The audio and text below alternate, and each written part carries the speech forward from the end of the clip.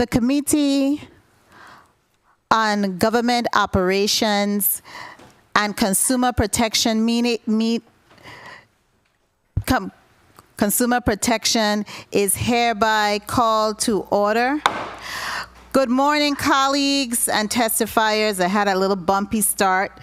And central staff, I really want to begin today's Committee on Government Operation and Consumer Protection meeting for Wednesday, November 30th, 2022. But before I proceed to roll call, I would like to take this opportunity to remind us, as well as highlight, today marks the end of the 2022 hurricane season, and we all are thankful that we were spared from any major hurricanes this season. As we look ahead to December, which starts tomorrow, December 1st in the United States is celebrated and remembered as Rosa Parks Day in honor of Miss Rosa Parks for courage and bravery as a civil rights activist. Her refusal to give up her seat on a bus she was commuting on was the catalyst for the civil rights movement in the United States to secure the rights and liberties of our people of color across the nation. And yes, the work continues today. Also, December 1st is and has been designated as World AIDS Day since 1988. It is an international day dedicated to raising awareness of the AIDS pandemic caused by the spread of the HIV infection and mourning those who have died from this disease. And finally, December 5th is International Volunteer Day. I have a heart for volunteerism. I have been and continue to be involved in our community as a volunteer in various organizations.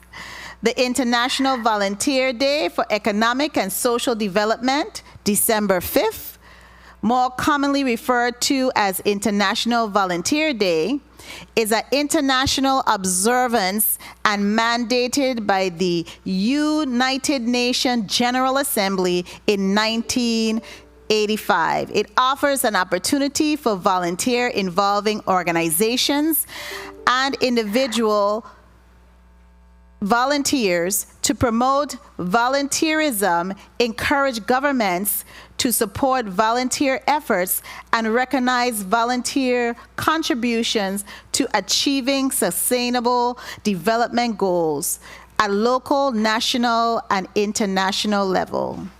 As we begin our meeting today, I leave with us a quote on volunteering for us to reflect on. Volunteers do not necessarily have the time, they just have the heart. Also, and this quote is from Elizabeth Andrew, and another quote from a great man who volunteers: at the end of the day, it is not about what you have or even what you've accomplished.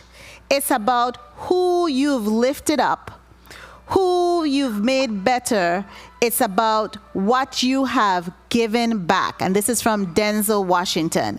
Madam Clerk, kindly proceed to roll call.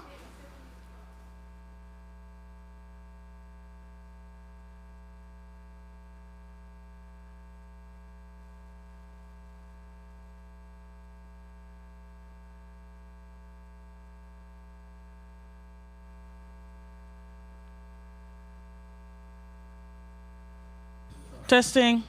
Senator Marvin A. Blyden. Senator Blyden, present. Senator Novell E. Francis, Jr. Senator Francis, Jr., present. Senator Alma Francis Heiliger. Present. Senator Francis Heiliger, present. Senator Javon E. James, Sr. Present. Senator James, Sr., present. Senator Franklin D. Johnson. Senator Johnson, absent. Senator Carla J. Joseph. Senator Joseph, present. Senator Milton E. Potter. Senator Potter, absent. Madam Chair, you have 5 present, 2 absent. Thank you, Madam Clerk. We have a quorum. Do we have any correspondences Yes, to be we do. read into the record? Yes, we do. Kindly Madam Chair. proceed. November 29, 2022, the Honorable Carla J. Joseph, Chairwoman, Committee on Government Operations and Consumer Protection, 34th Legislature of the Virgin Islands, Capitol Building, Charlotte, Tamale, P.O. Box 1690, St. Thomas, VI 00804, RE, Senator Franklin D. Johnson's excuse letter. Dear Madam Chair, due to an unforeseen scheduling conflict, I sincerely apologize for my absence as I am unable to attend the Committee on Government Operation and Consumer Protection meeting scheduled for Wednesday, November 30th, 2022. I look forward to receiving any pertaining documents distributed at the hearing. I am therefore requesting to be excused. Thank you for your understanding in this matter. Sincerely, Franklin D. Johnson, Committee Member. The Honorable Carla J. Joseph, Chairwoman, Committee on Government Operations and Consumer Protection. 34th Legislature of the U.S. Virgin Islands, Capitol Building, Charlotte, Tamale, Virgin Islands, 00802. Dear Chairwoman Joseph, I am unable to attend the Committee on Government Operations and Consumer Protection meeting scheduled for today, November 30th, 2022, in the Earl B. Otley Legislative Chambers on St. Thomas. I will be outside of the territory. Please record my absence as excuse. I wish you and my colleagues a productive committee meeting, and I thank you for your understanding. Sincerely, Senator Milton E. Potter. Madam Chair, this ends the reading of today's correspondences. Thank you so much, Madam Clerk. Madam Clerk, kindly note that Senators Franklin D. Johnson and Milton E. Potter are excused from today's committee meeting. Madam Clerk, kindly proceed with reading the first block of the agenda into the record. The Committee on Government Operations and Consumer Protection has scheduled a meeting for 10 a.m. on Wednesday, November 30th, 2022, in the Earl B. Otley Legislative Hall in St. Thomas. The purpose of the meeting is to receive and consider the following legislative measures. Bill number 34-0057, a resolution honoring and commending Jose Julio Martinez, better known as Papi Love, for his outstanding contribution as a radio talk show host, educating and entertaining the people of the Virgin Islands. This bill is sponsored by Senators Samuel Carrion and Genevieve Whitaker. Bill number 34-0288, a resolution honoring and commending Command Sergeant Major Charles David, retired, for his service to the Virgin Islands National Guard. This is sponsored by Senator Novell E. Francis, Jr. And Bill 34-0293, a resolution honoring and commending the Reverend Dr. George E. Phillips for his invaluable contributions to the gospel ministry and the people of the Virgin Islands. This bill is sponsored by Senator Milton E. Potter. Block 1. The committee will receive testimony concerning Bill number 34-0057, a resolution honoring and commending Jose Martinez, better known as Papi Love, for his outstanding contribution as a radio talk show host, educating and entertaining the people of the Virgin Islands. This bill is sponsored by Senators Samuel Carrion and Genevieve Whitaker. The invited testifier is Mr. Jose Martinez Rosario, resident of the Virgin Islands. Madam Chair, this ends the reading of today's agenda, Block 1. Thank you so much, Madam Clerk. Before we proceed by asking the sponsor of the bill 34-0057 to present the bill. I want also to note that Senator Angel Boquez Jr. is also a sponsor of bill number 34-0057.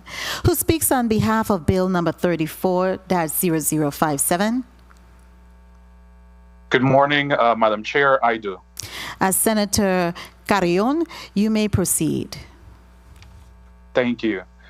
Good morning to you, Madam Chair, and good morning to my colleagues, and happy holidays to the people of the Virgin Islands and testifiers present. On occasions, we recognize and honor individuals whose contributions to society have positively impacted our community. Today, I'll be introducing Bill 34-0057, a resolution to honor and commending Jose Julio Martinez, whom we affectionately call Papi Love, for his outstanding contributions to the Virgin Islands, particularly to St. Croix, as a radio talk show host and news broadcaster. Not only is Papi Love a household name in the Virgin Islands, but also throughout the Caribbean.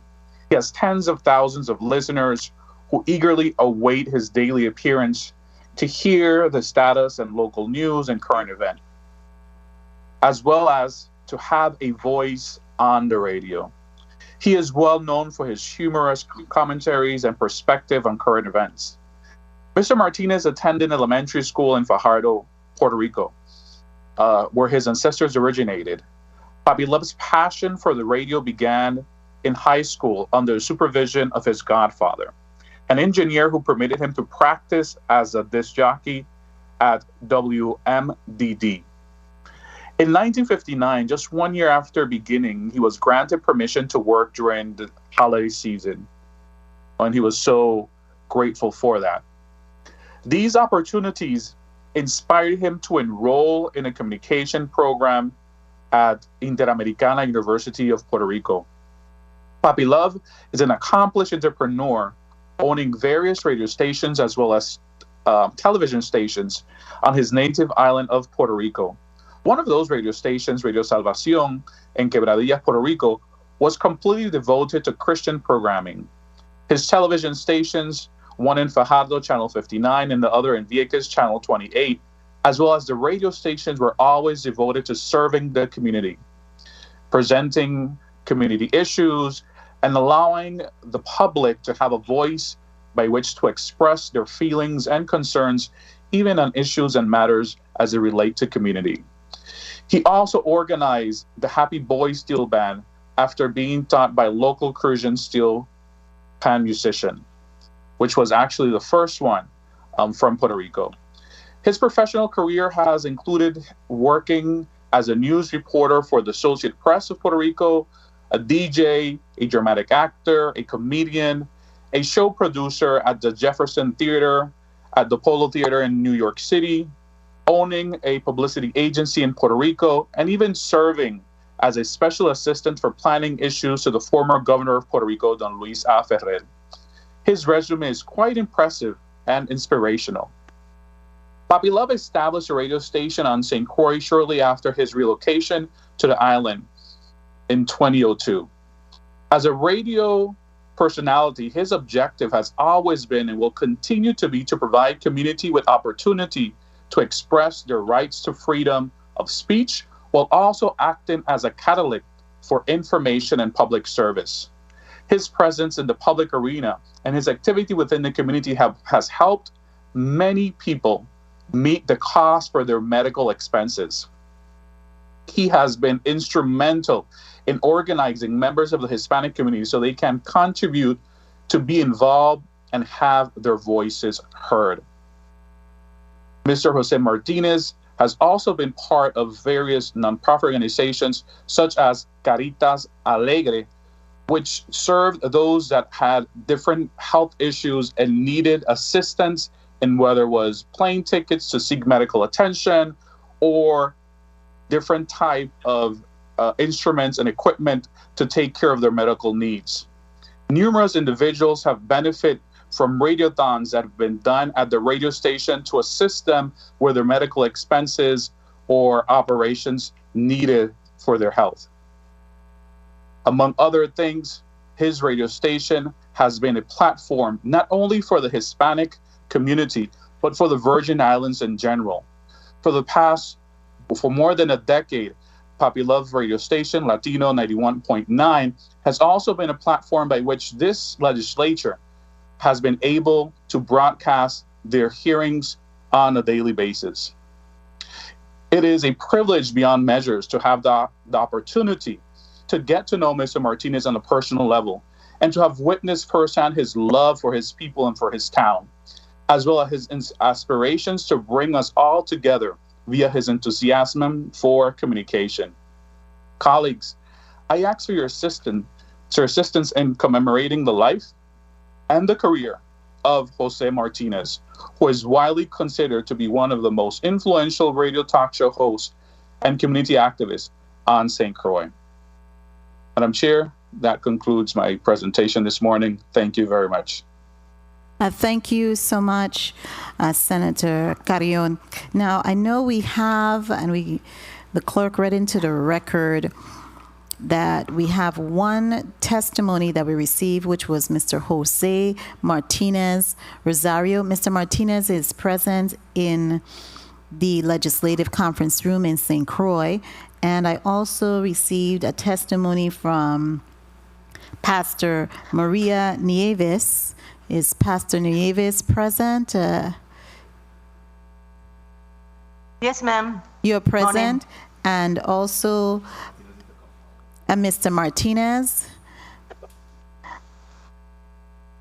Yeah, I'm here. Okay, wonderful.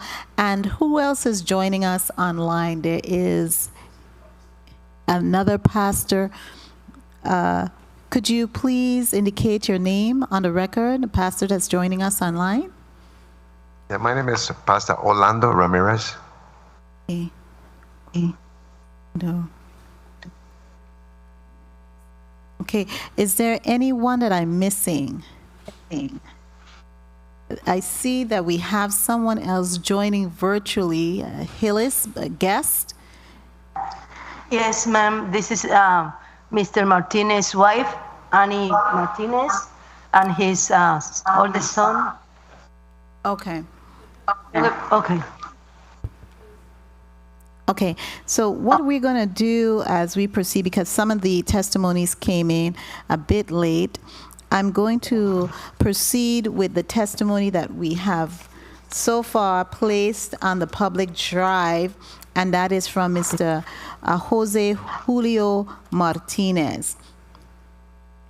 Actually, it's actually from, Pastor Orlando Ramirez of the Church of God of Son of Righteousness. You can proceed, Pastor, with your written testimony as submitted. Yes, good morning, Madam Chair. Good morning to all the senators and all present. I just say it's been an honor for me and a special privilege to be here this morning to testify on behalf of Jose Martinez, better known as Papi Love, a dear friend of mine, a brother in the work field. Okay. So I'm here this morning to testify according to the honoring of Jose Martinez, better known as Papi Love.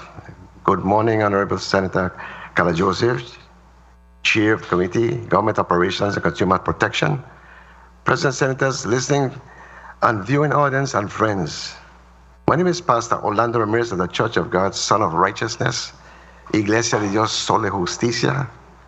I'm very honored to testify this morning in support of Bill number 340057, a resolution to honor and commend Jose Martinez Papi Love for his public service in the territory. I would like to thank the Honorable Senator Samuel Carrion for sponsoring the bill, along with the other senators who have supported the bill.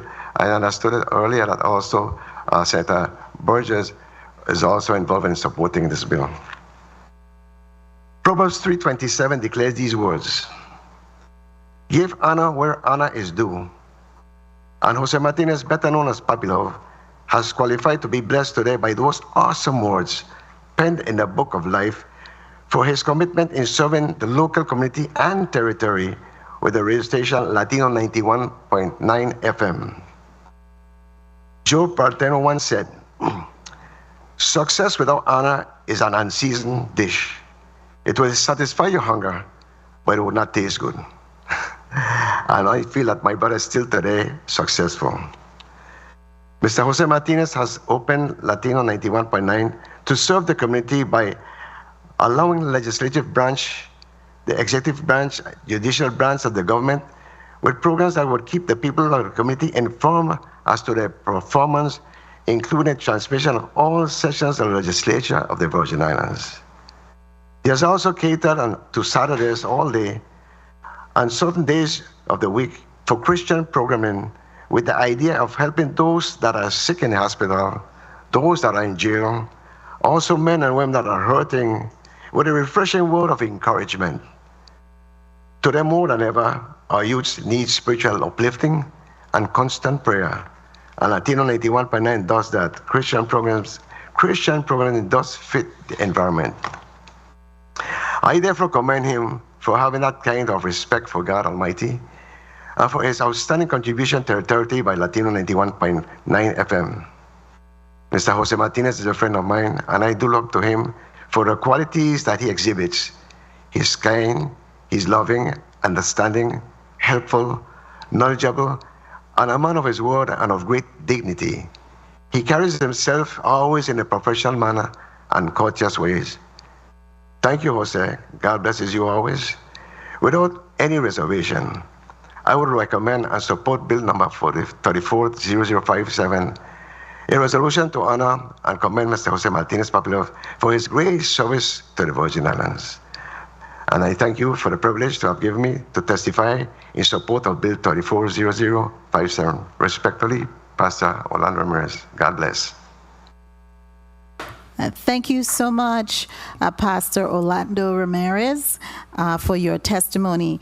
We will now have presented to us the testimony of Dr. Maria R. Nieves, pastor of the Renovación en el Espíritu Santo Incorporated. Good morning, Senator Carla J. Joseph, Chair of 34th Legislature Committee on the Government Operations and Consumer Protections, other senators, members of the committee, panelists, and the listening and viewing audience. It is an honor for me to present the testimony on behalf of Mr. Martinez. My name is Dr. Maria Nieves, pastor of Renovación el Espíritu Santo Inc., church at 880 Richmond Christian State, St. Croix of the Virgin Islands. Appear before you today in full support of Bill 34-0057, sponsored by Honorable Senators Carrion and Genevieve Whitaker. A resolution honoring and commending Mr. Jose Martinez, owner of 91.9 FM Christian Educational Nonprofit Group, Incorporated. I also want to say that I've been an educator in St. Croix of the Virgin Islands, first in the school where they have Elena Christian and St. Croix Educational Complex, UBI University, teaching Spanish. 19 years ago, while listening to people in the community talking about Latino radio station, I met Mr. Jose J. Martinez. I got interested in it, knowing that I can get an opportunity to preach the gospel on Sundays afternoon in the Spanish language. Mr. Martinez is known as Papi Love in our community for his daily talk show. Papi Love came to our beautiful island of St. Croix 20 years ago and established the first Hispanic radio station serving our Hispanic and community at large. Something that I really admire about Mr. Martinez is that he's a philanthropic man, very romantic, compassionate, sensitive and concerned about others' need. He has been collaborating with the Red Cross, other nonprofit organizations like Caritas Alegres, Happy Faces. He was an active member of this organization, donating free airtime for radio marathons. The collected money was used to help children with terminal or real health conditions. It covered air transportation expenses and boarding for the children and their parents in the USA. He also sponsored airtime to help people in need of kidney transplant and treatment.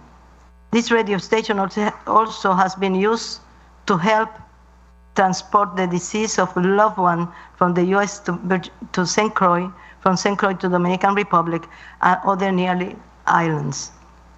This radio station is always available free of charge when there are not political seasons, and for senators and other community leaders to inform about their endeavors. He also dedicates weekends, Saturday and Sundays, for Christian programming in both languages, English and Spanish. This gives a benefit to people who cannot attend church services on a regular basis, also in a very affordable rate. During Hurricane Irma and Maria, when all communication services were shut down, Mr. Martinez Papilov was the first means of communication that within 2 days started being on air, serving the community by offering government communications and news free of charge. Papilov used his humoristic voice to encourage people to celebrate their lives despite of any losses of their belongings. I have an anecdote. One early morning at 5 o'clock in the morning, driving to the radio station with 5 gallons of gasoline to turn on the generator, someone impacted Mr. Martinez's vehicles. Thanks God, the car didn't caught on fire, so he continued rendering his services to us. During the COVID-19 pandemic, Latino radio station kept offering his services free of charge, informing the community with the Department of Health and other government agencies about immunization centers and hours the service can be provided. The information was translated in both for the benefit of the Spanish community. For the last 12 years, Mr. Martinez has been the only radio station that is willing to air his lecture hearings for an affordable price. Latino number 91.9 FM has rendered its services for private health programs to orient the community about their services. A group of doctors have been talking about their services offering, like Dr. Colon, that now is in Puerto Rico, Dr. Cintron, Dr. Perez, and other free of charge also. This radio station is also used to advertise cultural communities activities, such as the carnivals, sport events, Hispanic Heritage Month, and other civic organizations. FEMA, Red Cross, and by TEMA, Hurricane Disaster Preparedness, and other agencies benefit from these services. I give thanks to the Committee of Government and Consumer Protection and their chair, the Honorable Carla J. Joseph, and others for giving me the opportunity to speak in behalf of Mr. Jose Martinez Papilov.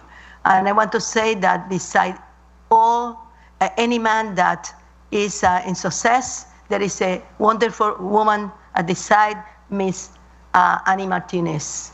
God bless you and have a wonderful day. Thanks. Thank you, gracias, Dr. Maria R. Nieves, for your presentation.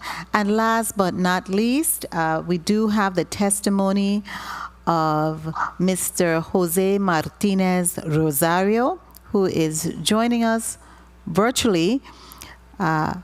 Mr. Rosario, just do a quick microphone check for us because of your being at a longer distance. A pleasant good morning to you. Good morning, I'm here. Okay, you're sounding lovely, and we can also see you. Kindly proceed and present your testimony on the record. Thank you so much. Good morning, Honorable Senator Carlo J. Joseph, Chair of the Committee of Government Operation and Consumer Protection, present senators, the listener and viewing audience and friends. My name is Jose J. Martinez Rosario, son of Papi Love. I am also the programming director of iHeartRadio radio company in the United States, and also pastor of Cedra Church in the state of Florida. First of all, thank you for this opportunity to testify in support of Bill number 34-0057, a resolution to honor and commend Jose Martinez, Papi Love, for his public service in the territory.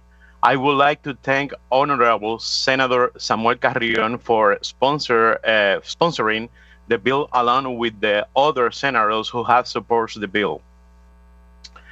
I have more than 33 years of experience in media, and I thank my father, Jose Martinez Papi Love, for that. My brother and inherited for our father the passion for the media, especially in radio. I remember when I was a kid at the age of 6 years old, I was riding with my father in the car when suddenly I heard a commercial on the radio in my father's voice. For me, that moment was something magical because while I knew my father was next to me and hearing the radio too, I immediately asked my father, how is possible that you are here and inside in the radio at the same time? His answer was, that's the magic of radio. And it was from the on that I discovered that radio is what I want to do for the rest of my life, that radio will be my profession. I have learned a lot from my father. In addition to learning my profession from radio, I also learned how to help others. What I always remember about my father is helping other people, both professional and personally. There are many people who work in radio today thanks to my father's help, because he believed that everyone should have their chance in life. And that also applied to the family. As a father, as a brother, as a son, as a grandfather, Papi Love has always been attentive to welfare of his whole family. He never hesitated to help any member of his family, especially when it's come to financial matter. He will rather go without than see a family member in need. And as he is with his family, so he is with radio listener. Papi Love has dedicated his life to radio, but also serve the community no matter what city or country he lives in. He knows how to make a unique and a special combination of entertaining, but at the same time informing and serving the community, identify that needs that people may be facing in that moment. I thank God for the father I have, and I'm very proud of him. Although I know that God has given him a lot of health and has let us have him for many years, I ask God to continue giving him life and health so we can continue to enjoy the good human being that Jose Martinez better know as Papi Love. The Latino community and in general of the Virgin Island should be feel blessed to have in the media a person who thinks first of others before himself. And that person we are honoring today, he's my father. God bless Jose J. Martinez, Papi Love. Without any reservation, we'll recommend and support bill number 34-0057, a resolution to honor and commend Mr. Jose Martinez Papi Love for his great service to the U.S. Virgin Islands. Thank you for the privilege that you give me to testify in support of bills number 34-0057. Good morning, and God bless you all. Thank you so much, Mr. Rosario. Colleagues, we will begin our line of questioning with one 3-minute round, beginning with Senator Marvin A. Blyden. Senator Blyden, you may proceed. Thank you. Thank you so much, Madam Chair. Good morning to my colleagues, the viewing and listening audiences, staff, central staff. Good morning, testifiers, and thank you so much for those inspiring testimonies. I want to first start by thanking the sponsor of the bill, Senator Carrion and Whitaker, for honoring these blessed individuals. I believe the island of St. Croix, the people of St. Croix, and in particular the Spanish community have been blessed by having Papi Love on his station. His son said it well. You know, based on all of the testimonies, he is an individual that put people before himself. So that's a blessed individual. I must say that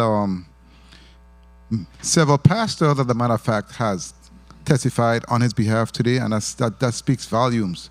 You know, they spoke of his compassion, his sensitivity, his love for the people, you know, and basically his concerns for others. They also testified that he actually goes above and beyond when it comes to especially our young children and people in need when it comes to medical supplies, etc., airfare, you name it. And I really appreciate that. And if we have more individuals like that in our community, it will make us all better for it. He's a man of my own heart, to be honest with you. And what I like a lot also based on the testimonies is his understanding of what it means to share and love, because he actually uses his station on Sundays for many of the different churches in terms of inspirational music, uplifting music, messages to those most in need. And I appreciate that because growing up, you know, on Sundays, I know Sunday and Saturdays mostly are holy days, and I hate to hear calypso and other type of music on the radio on Sundays. It just doesn't fit well with me. And I appreciate listening to inspirational music on Sundays because it's a holy day, and I think we should respect it as a people. And I must say, I really I'm happy that he has received his roses while he's alive. I do support and will be voting in the affirmative for this legislation, Papi Love, and I appreciate legislation like these. It's well deserved because he's doing a lot for our community, and I appreciate that much. So I really don't have much more to say. All the rest have been said, but let me ask one question to Pastor Neves. Dr. Neves, Pastor Neves, how you doing today? Neves. In St. Thomas we say Neves, but it's Neves. Good morning. Morning. I like the hat. Let me ask you. You said that Cushion side. Yeah.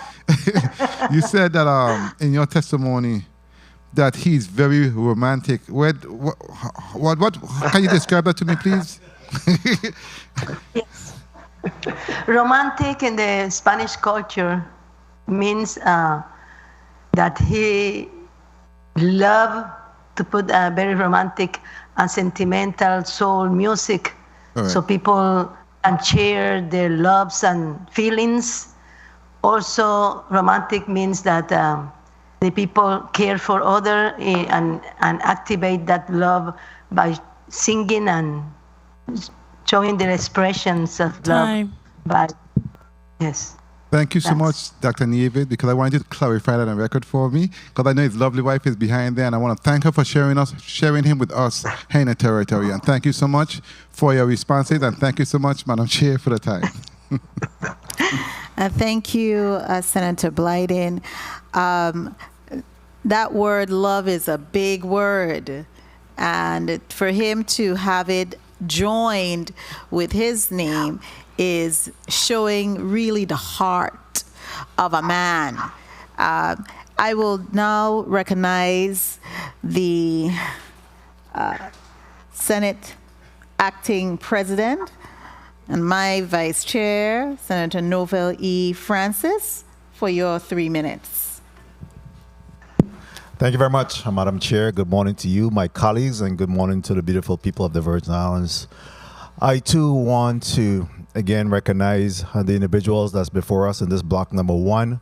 Of course, we have the Honorable Jose Martinez, a.k.a. Papi Love, certainly his wife, Annie Martinez, his son, Junior, that's Papi Love Jr., as well as his other son that testify today.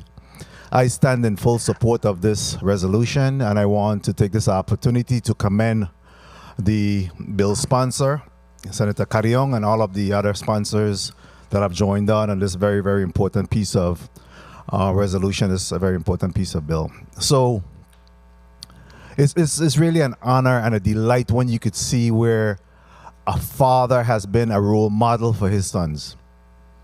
And even more so, where those sons have walked or continue to walk in the footstep and the footprint of their father.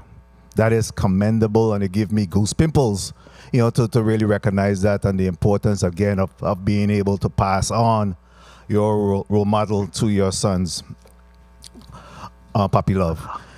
I certainly know of the Latino 91.1. I've been on that station several times. I know of the immense contribution that have been made by Papi Love for St. Croix and the territory. I want to publicly thank you also for making it cost effective for this body, this legislature, to be able to bring forth our legislative hearings, our legislative sessions to the people of the Virgin Islands through Latino 91.9. Thank you for continuing to do that. And as long as you keep making it affordable, we'll continue to sign those contracts to allow that to occur. Mr. Pastor Orlando Ramirez, again, an individual that I've known for many, many years, and seeing him for the first time in many years at the legislature, I know that this has been a journey for him to come before us and to speak volumes on the behalf of Papi Love. So thank you for that. As well as Dr. Nieves, who has been a Hispanic teacher throughout the schools and being here today. So again, this speaks volume in terms of the contribution that have been made by Papi Love. I wanted to ask his son, though, and I know that you mentioned the fact that you're sitting and driving in the car with him and just hear him advertising and hearing his voice advertising on the radio while being in the same vehicle with him. I wanted to, and certainly that is an enjoyment, but I wanted to ask you, what is the, have you ever seen Papi Love angry? What is it that brings out anger in Papi Love? Can you speak to that?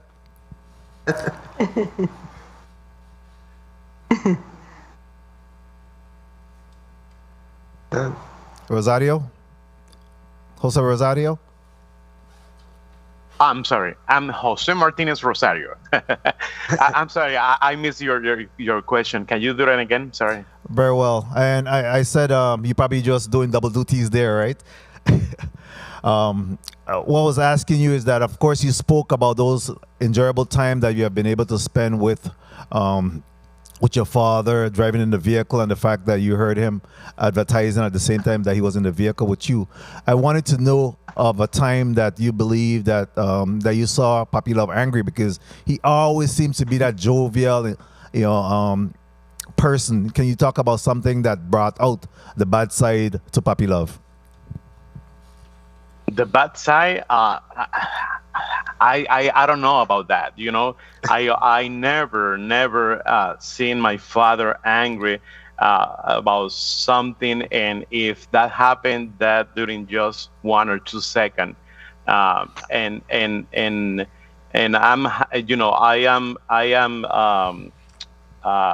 I am the same way. It's like we are always happy. He's making jokes every day, whatever somebody that maybe he knows or maybe he don't knows. So I think that Time. as is I feel like the same thing is basically that that we want to be the other people, or we want to see other people happy. So that's basically. Thank you very much. Thank you again, Madam Chair, for the time. I certainly stand in support of this resolution. And again, I want to thank Papi Love for his contribution, first of all, to the Hispanic community, but also to the entire Virgin Islands community. And we commend him and thank him for his work and his contributions. Thank you very much, Madam Chair, for the time. Thank you so much, Senator Francis. Senator Javon E. James Sr., you're recognized for your 3 minutes. Greetings to the people of the U.S. Virgin Islands. Thank you, Madam Chair, for the time. I want to say a special thank you to the sponsor of this resolution for bringing this meaningful legislation forward. It is a no-brainer for anyone who sits in the capacity of a senator. And if you're a sitting senator and you do not know about Papi Love from the District of St. Croix, something wrong with you.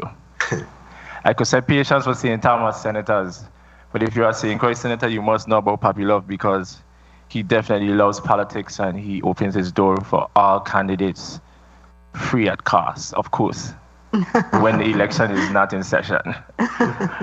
But in all seriousness, it speaks of true dedication when you read in the resolution where he got his first chance to work on Christmas Eve, on New Year's Eve, as a disc jockey, and that was in 1959, according to the resolution. That's 63 years ago. That's dedication. And I'm happy to know that you stuck to it.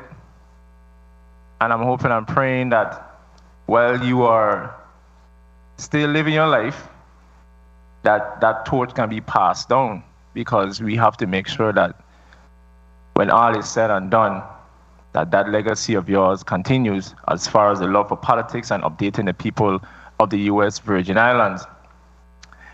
And when he started things in the resolution, he said that Papi Love loves Puerto Rico politics. You have to put a little amendment in there, VI politics as well. Because he definitely opens his door as well for sessions to be aired live. And as we speak, I think it's being heard on Papi Love as well. And it's not just because of you being here today, that's a regular thing for Papi Love. And another thing that I recognize here is you relocated back to St. Croix after you went back to Puerto Rico, and then you started Papi Love. And for some reason, it felt more than 20 years. It felt like forever. And the reason why it felt like forever is because of the way you touched the lives of Virgin Islanders. And I don't really have much to say. All I want to close by saying is that the Virgin Islands Puerto Rico Friendship Day Committee, I know they definitely appreciate you being there, and I can only imagine the things that you have done. And I know with a resolution is it impossible to list all of the accomplishments, but hopefully when the Madam Chair closes this hearing today, that we can hear from the man himself as far as what is his plans, because according to the resolution, it says that he is not fully accomplished because still alive and there's still work to be done. So hopefully before the hearing is closed, you can give us an insight of what more you want to see be done as far as your accomplishments for the people of the U.S. Virgin Islands. In closing, I just want to say thank you once again to the sponsor of this measure. I'm a member of this committee, so I will be voting in affirmative for it, and may God continue to bless the U.S. Virgin Islands. Thank you, testifiers, for being here. God bless. Thank you. Thank you so much, Senator Javon E. James Sr. We will now invite and recognize Senator Alma Francis Heiliger to present her round of questioning for 3 minutes. Senator Heiliger, you're recognized for your 3 minutes. Thank you. Good morning to my colleagues. Good morning to the people of the territory. Good morning to Central staff and the testifiers alike. I basically would like to say thank you to the sponsor as well and support this piece of legislation. I have been fortunate enough to also been bitten by the love of radio, and being a station owner myself, I fully understand some of the pathways that he has gone through. I had the fortune of meeting Mr. Poppy Love several years ago at the Radio 1 station, and had a brief conversation with him outside of at least several conversations I've had when I am over on the island of St. Croix. One of the things I do is head over to his station and really get an opportunity to speak to his audience. So I always thanked him for being gracious in allowing me to do so. But what I would love to ask you from one station owner to another, and one that loves the community in really sharing and utilizing these mediums to really reach out. What is your greatest fulfillment? Huh? No, I understand he's not up. I saw there were individuals there. He's back. Yeah, I was talking to the testifier. Okay. Thank you. So one of the things I have been really appreciative of in being able to have a chance to speak and interact with him. So with understanding what he does, what is one of the greatest accomplishments do you think that he saw within radio that he saw could really reach out to the community, television or otherwise, from any of the testifiers there that could really share that know him well?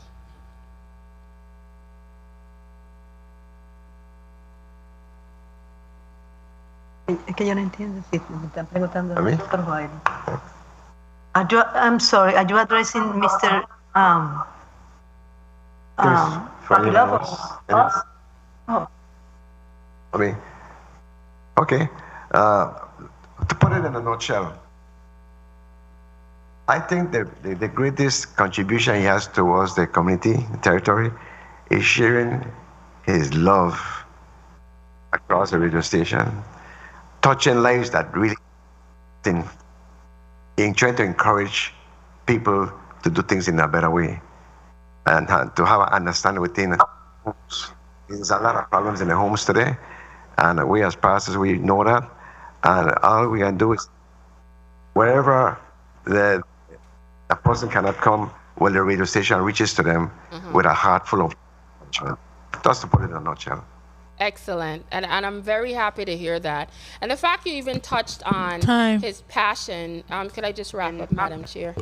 You may proceed to wrap up. I'm very happy that you touched on his effort to really reach out to the community, especially from a family unit, because a lot of times that's what radio and television does. It's almost like you're bringing people directly into your homes. And hopefully, if he continues, as many of us do, try to bring a positive influence to this community, I think he would continue on doing great things. So thank you so much for you guys being here, and I am definitely in support of this measure. Continue. Thank you. Thank you so much, Senator Francis Heiliger. At this time, the chair would like to recognize the Secretary of the 34th Legislature of the Virgin Islands and co-sponsor of the bill that we are considering and discussing this morning, Senator Genevieve Whitaker. Senator Whitaker, welcome. And Senator Whitaker is a non-member, and you may proceed to discuss the bill for 3 minutes.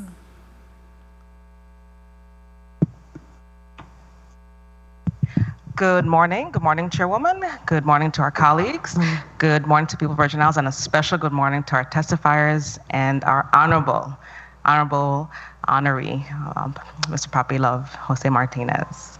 I want to just say that that it's just I echo all the sentiments that have been shared today, and I join, of course, with Senator Carrion in knowing the importance of the role that Papi Love has had in the lives of as a community. And I'll put on the record and speak to my, I've known him for more than a few years, really. And Papi Love, as shared by his family today and the pastors, he just gives effortlessly. When you engage with him, he's always encouraging, and he's always encouraged me. For me, just in terms of my political efforts and everything, but more specifically just as an individual. And that speaks volume. And one of the things that I also emphasize as we go through this resolution process, we honor him. Some of the things that he has asked for, Papi Love has asked for us, is to raise a level of commitment to persons in the Spanish-speaking community. And that's even by way of services, that more and more of our government services make sure we have, we have the information in the Spanish language. And one of the things that I will continue to push for is to raise the level of bilingualism. Support for our English learners, but even as a community, as we embrace and we celebrate each other, really putting forward efforts to learn the Spanish language.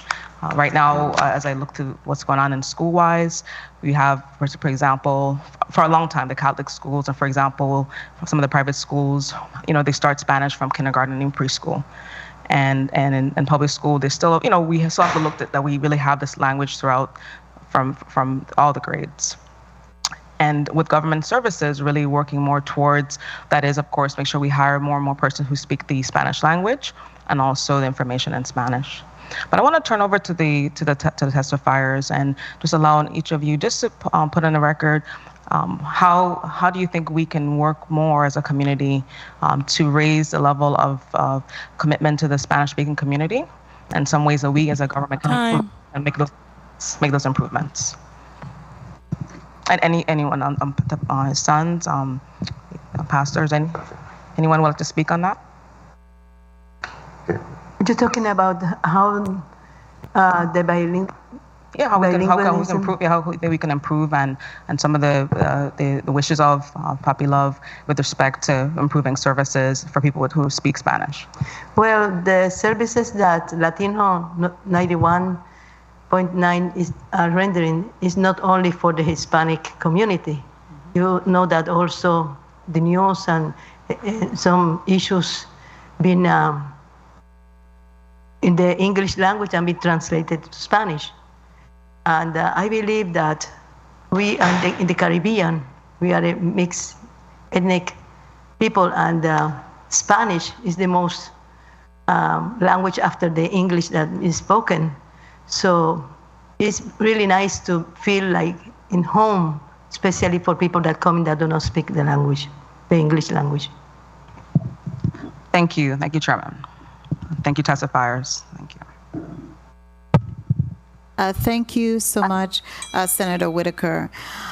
I will now proceed with my line of questioning and also discussion on Bill number 34-0057.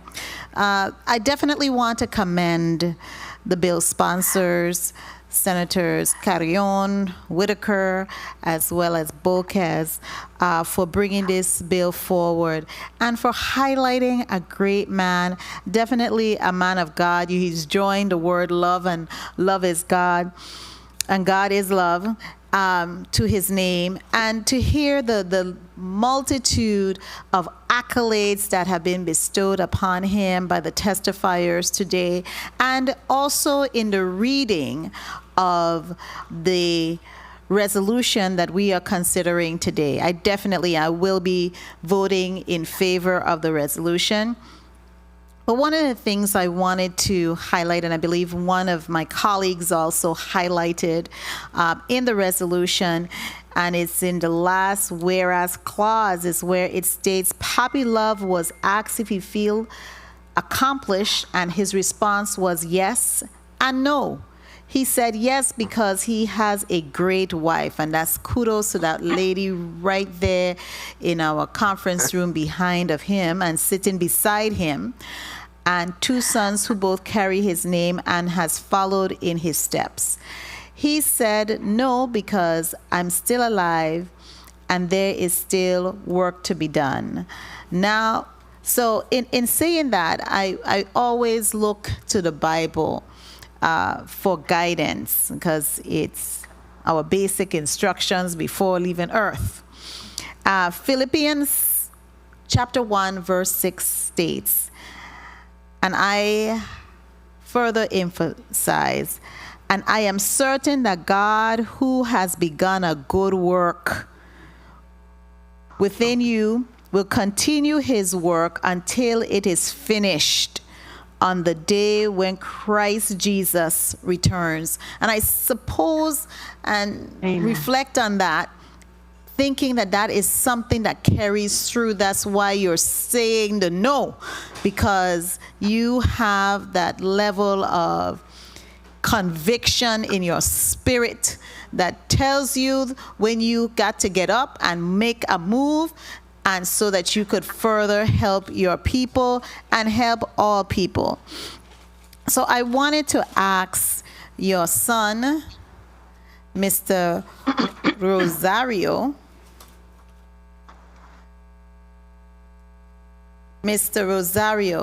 if you could share with us something that your father did that really demonstrated to you and your family that your father was a man of God, and you could see the right hand of God moving in his life and in your lives. Well, it's a lot. It's a lot of things that maybe we saw the hand of God in his life, in the in the whole family. But when I think of my father, I think the love, and he's very blessed. God, I think that God has a purpose in his life, and we saw a lot of time, and he's a man of God. Maybe he's not clear about that, but he's a man of God, that God used him all the time to help the people and love the people. Okay, thank you. I also wanted to ask Dr. Maria R. Nieves, relative to some of the comments you made in your written testimony of his charitable and philanthropic missions that he have conducted, and how fruitful those missions have been. Those persons whose lives he touched positively, and how they are doing today because of the interactions with Papi Love. There has been served a lot of people with disabilities, and I remember one of them that was an UBI girl with disability that need an electric wheelchair. We did a radio marathon to get it, and also a lot of people that cannot afford to have boarding in the state and so. And there are a lot of testimony of people that can talk in behalf of his services that have been rendered. Okay, thank you so much. I believe my time was called. Before I proceed with ask and recognizing the sponsor of this legislation, I would like to ask our protocol officer, Ms. Picard, if you would be so kind to escort Mr. Jose Julio Martinez, and if he would like his wife to accompany him into the well in the legislative conference room. Senator Samuel Carrion, you're recognized. Thank you. Excuse me. Thank you, Madam Chair. Good morning once again to you and my colleagues that are present, the members of the committee, and testifiers present. Well, I want to also join my colleagues in personally expressing my gratitude and thanking Mr. Jose Martinez, better known as Papi Love, for coming to the Virgin Islands and establishing his radio station here. Mr. Martinez, like you heard in the testimony, is not an average radio broadcaster. And hence the reason why we are here, because he goes above and beyond in his line of duty. And he truly is a public servant, as you heard in the testimony. Even when it comes to informing, keeping the community informed, regardless if the information is being paid for or not, he really ensures that the community is aware of the things that are taking place in the territory. And like you heard, his service goes beyond the walls of the radio station, but he has a philanthropic heart and has given so much over the years.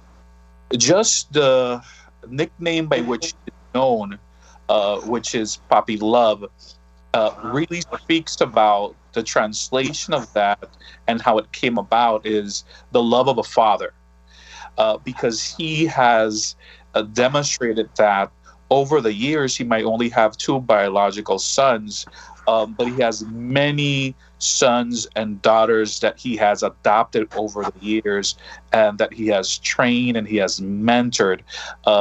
And even here in the Virgin Islands, if we really would take out the time to testify and speak about the lives that he has touched over the years, we really wouldn't have time and space in the resolution to be able to put that information in, because it has really been many. So I just want to express my gratitude, because he has really been a beacon of light, not only for the Hispanic community, but we feel very proud of that, because there is a Spanish radio station by which the Hispanic community can receive information, but for the territory in general. In moments when we've been faced with the threat of a hurricane, being there while the storm is hitting the territory, keeping the community informed, being willing to sacrifice and risk your own life to ensure that others are being assisted and helped. Pulling out of your own pocket to help someone in need who needs some medical assistance. I mean, so many things we can speak about his contribution to the territory. So I want to express my gratitude to him for coming and staying here in the territory and continue to be that beacon of love to all of us in the Virgin Islands. So truly deserves the recognition. And I want to ask my colleagues, thank those that have already said they'll be joining on. I want to also thank Senator Genevieve Whitaker for joining on, and Senator Angel Bolquez for joining on, and invite all my colleagues to sign on to this resolution honoring a man that has really contributed and has become a Crucian and a Virgin Islander by choice.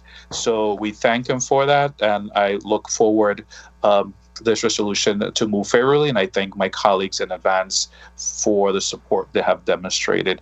And Mr. Martinez is sitting down. I guess my last question is if there's anything he would like to share. One of the things I think has caught all of our attention was a question that was asked to him about his accomplishment, if he feels accomplished. And it's an interesting answer, like how you, Madam Chair, presented, where he says no, yes, and no. So that's the part. He still feels that there's work to be done.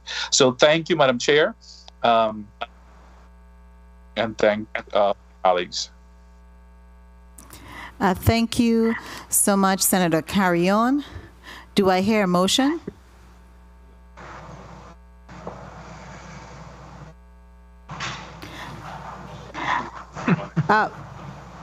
Before we hear a motion, let's invite and have a few words from Mr. Jose Martinez. Mr. Martinez, you may proceed. Yes, ma'am. Go ahead.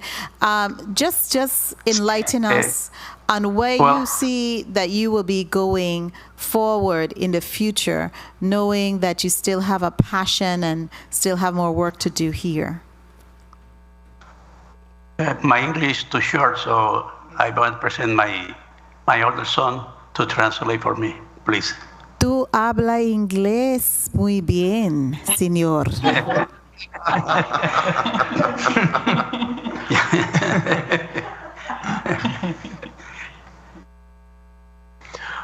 No problema. Proceed, son. Could you repeat the question again?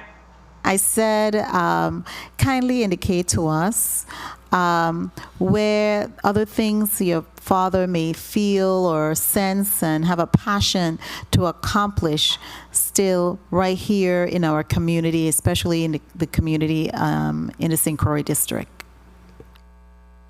La pregunta es que tú sientes que aún te falta por cumplir aquí en la comunidad. Bueno, además de continuar haciendo lo que estás haciendo. Besides continuing to do what I do. Oh, just one momento. Please put your name on the record, son who is interpreting. Oh, Jose Martinez Jr. Okay, kindly proceed now. Además de continuar realizando lo que estoy haciendo. Before I continue going back to what I do.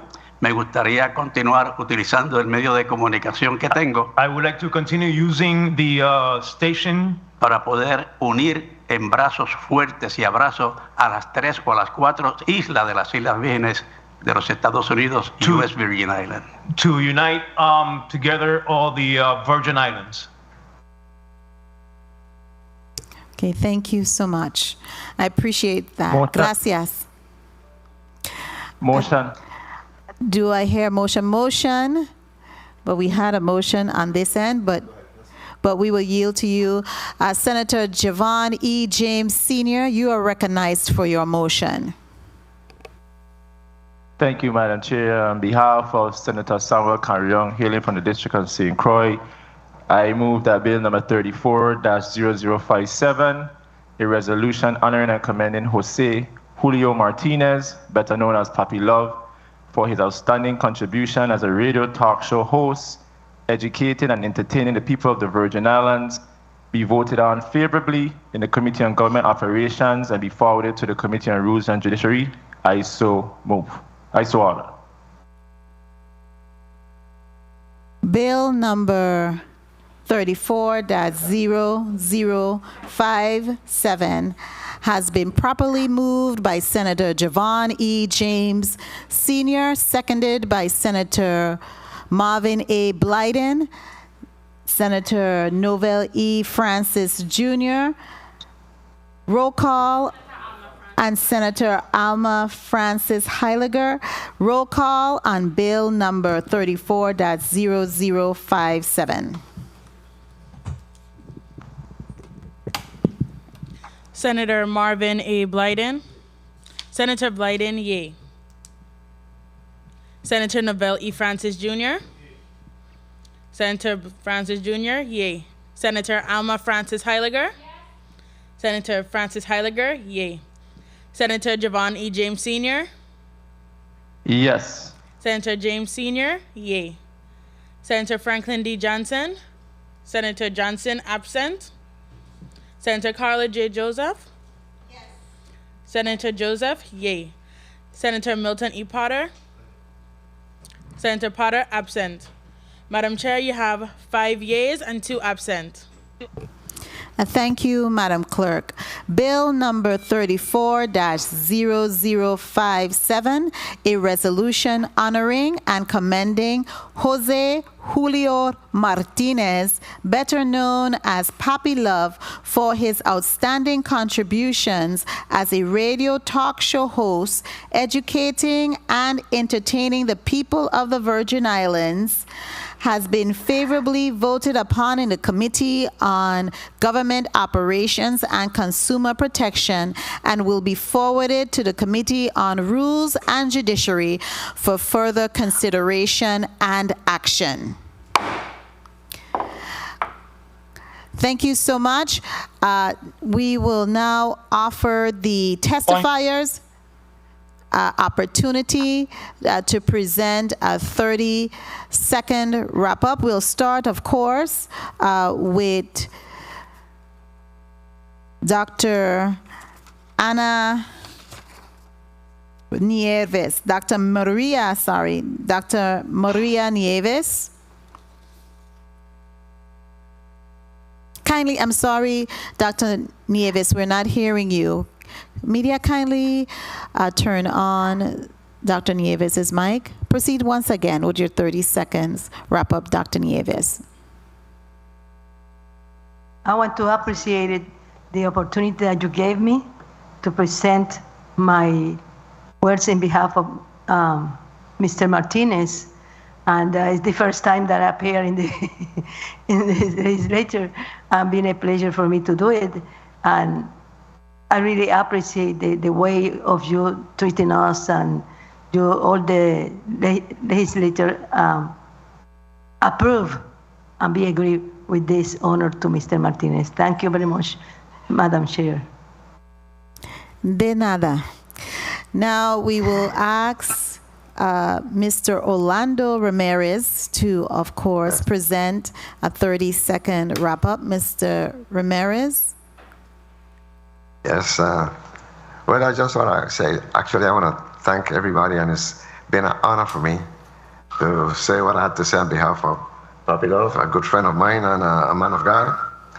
And I just want to repeat this phrase that I read from, written by Joe Parteno. It says, success without honor is like an unseasoned dish. You know, when you got fish and you clean it, but you fry it and you put on salt and it tastes terrible, right? It will satisfy your hunger, but it won't taste good. And so I just wanted to say that I would like to say, my brother, Papi Love, continue being successful in his business, in helping out the committee and reaching out to the committee in every area of the committee, not only with radio, but also his personality that goes around in the community. Or whatever he sees you and he knows you, or he don't have to know, he always go and he say a word to you. Sometimes a person needs that word of encouragement, and he's always there to do that. And he blesses people everywhere he goes, with his smile alone and the way he talks. God bless you guys. God bless you. Thank you. Thank you so much. Finally, we will recognize Mr. Jose Martinez Rosario for your 30 seconds wrap-up. Basically, thank you all for honoring my father. Thank you for this great opportunity, and God bless you all. Thank you so much. I believe Senator Carrion, you had a point of personal privilege?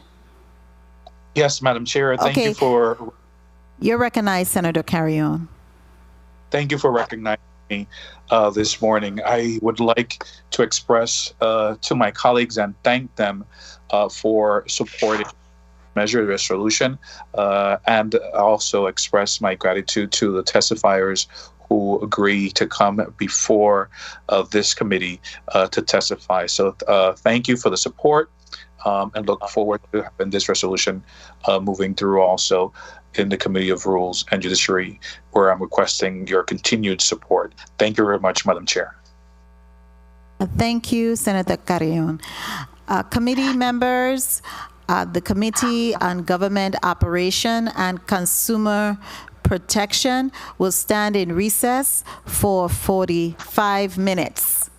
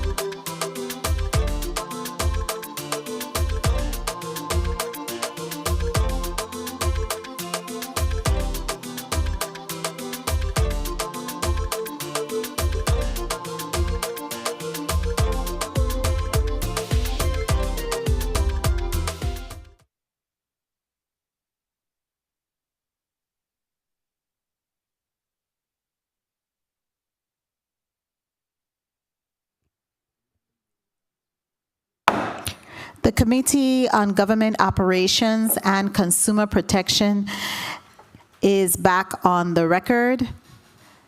Madam Clerk, kindly read into the record Block 2 of today's agenda. Block 2. The committee will receive testimony concerning Bill Number 34-0288, a resolution honoring and commending Command Sergeant Major Charles David, retired, for his service to the Virgin Islands National Guard. This bill is sponsored by Senator Novell E. Francis Jr. The invited testifiers are Ms. Annie Day Henry, First Vice Commander, District 0 Air Force; Ms. Hillis Benjamin, retired Master Sergeant, American Legion, Post 90; Ms. Caroline Fox, Colonel,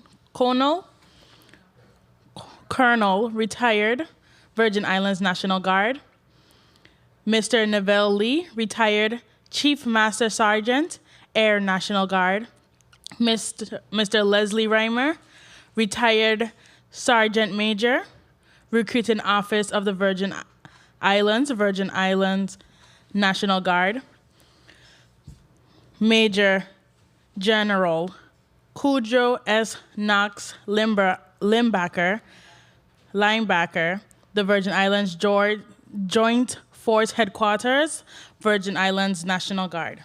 Madam Chair, this ends the reading of Block 2.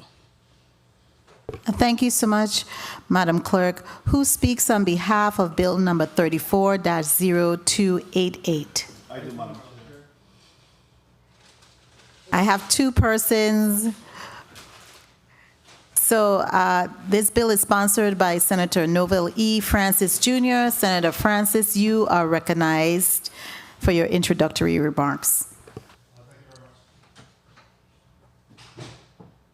Thank you very much, Madam Chair. Good afternoon to you and my colleagues. Good afternoon to Central staff. Madam Chair, I do have a slide deck that will be shown during the presentation of this resolution. Media, kindly pull up the slide that will be shown during Senator Francis's presentation. It is up. Anytime you're ready, Senator Francis. Thank you very much. Thank you, Madam Chair, for this opportunity to speak on Bill Number 34-0288, which honors Command Sergeant Major Charles David for his service to the Virgin Islands National Guard. Next.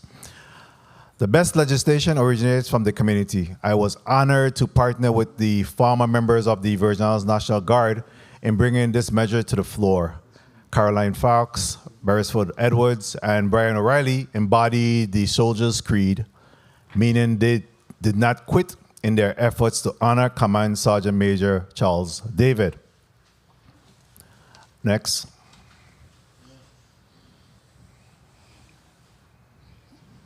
Next. What we'll hear from today's testifiers will be a reflection of Command Sergeant Major David's lifetime of service. He is a native son who was born on St. Croix in 1948 and graduated from the Christiansted High School in 1966. He enlisted into the United States Army in 1968, which was the start of his life in service to the people of the territory and nation. Next. Command Sergeant Major David is pictured here with members of his family at his retirement ceremony. Over 50 years, 5 decades, Command Sergeant Major David earned multiple awards and decorations. He's also a graduate of the University of the Virgin Islands and holds an associate degree in business management and political science. Next. Today's testifiers will also speak to Command Sergeant Major David's involvement in the American Legion and his continued service to the veterans of this territory. Next. We have to give people their flowers while they can appreciate them. Command Sergeant Charles David is an example of leadership and service, and there is no better time than now to honor this gentleman. I want to say thank you to our testifiers for their hard work and commitment to move this legislation forward, and to, again, beseech my colleagues and ask for their support on this very important measure recognizing the work, the service of Command Sergeant Major Charles David. Thank you very much, Madam Chair, and I ask for my colleagues' support on this measure. And thank you so much, Senator Francis, for the introduction. We do have with us present in the hall one testifier, Ms. Caroline Fox, and we also, I believe, have another testifier in the conference room in St. Croix, Ms. Anne Day Henry. Is that correct? Annie Day Henry, correct? And I also note that we have joining us virtually Ms. Hillis Benjamin, as well as Mr. Neville Lee.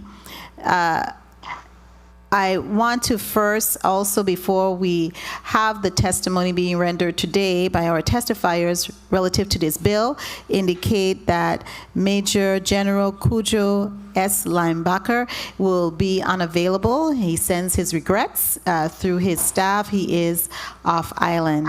So we will proceed with the testimony from Ms. Caroline Fox, who is a colonel retired of Virgin Islands National Guard.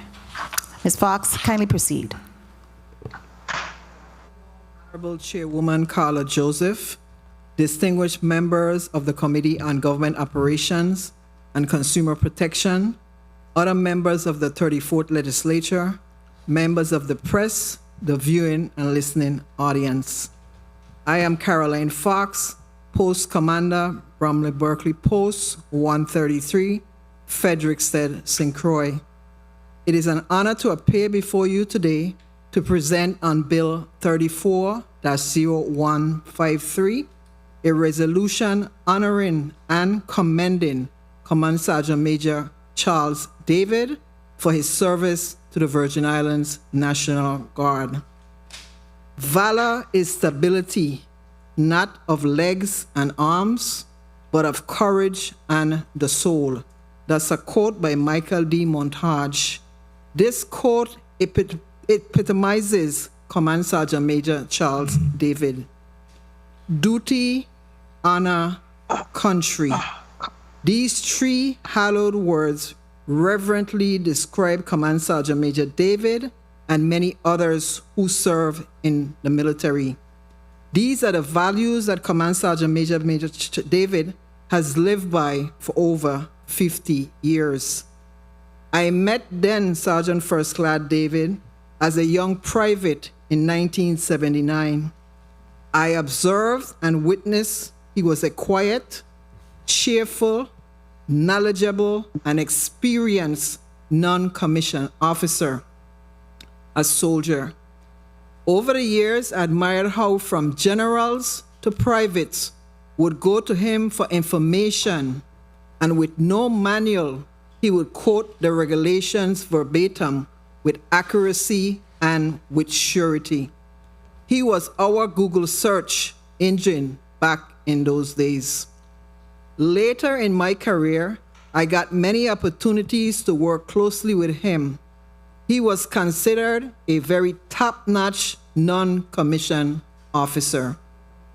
He became proficient, experienced, and knowledgeable in the major warfighting functions: force protection, command and control, logistics, and intelligence. However, he excelled in training. He had a passion for training.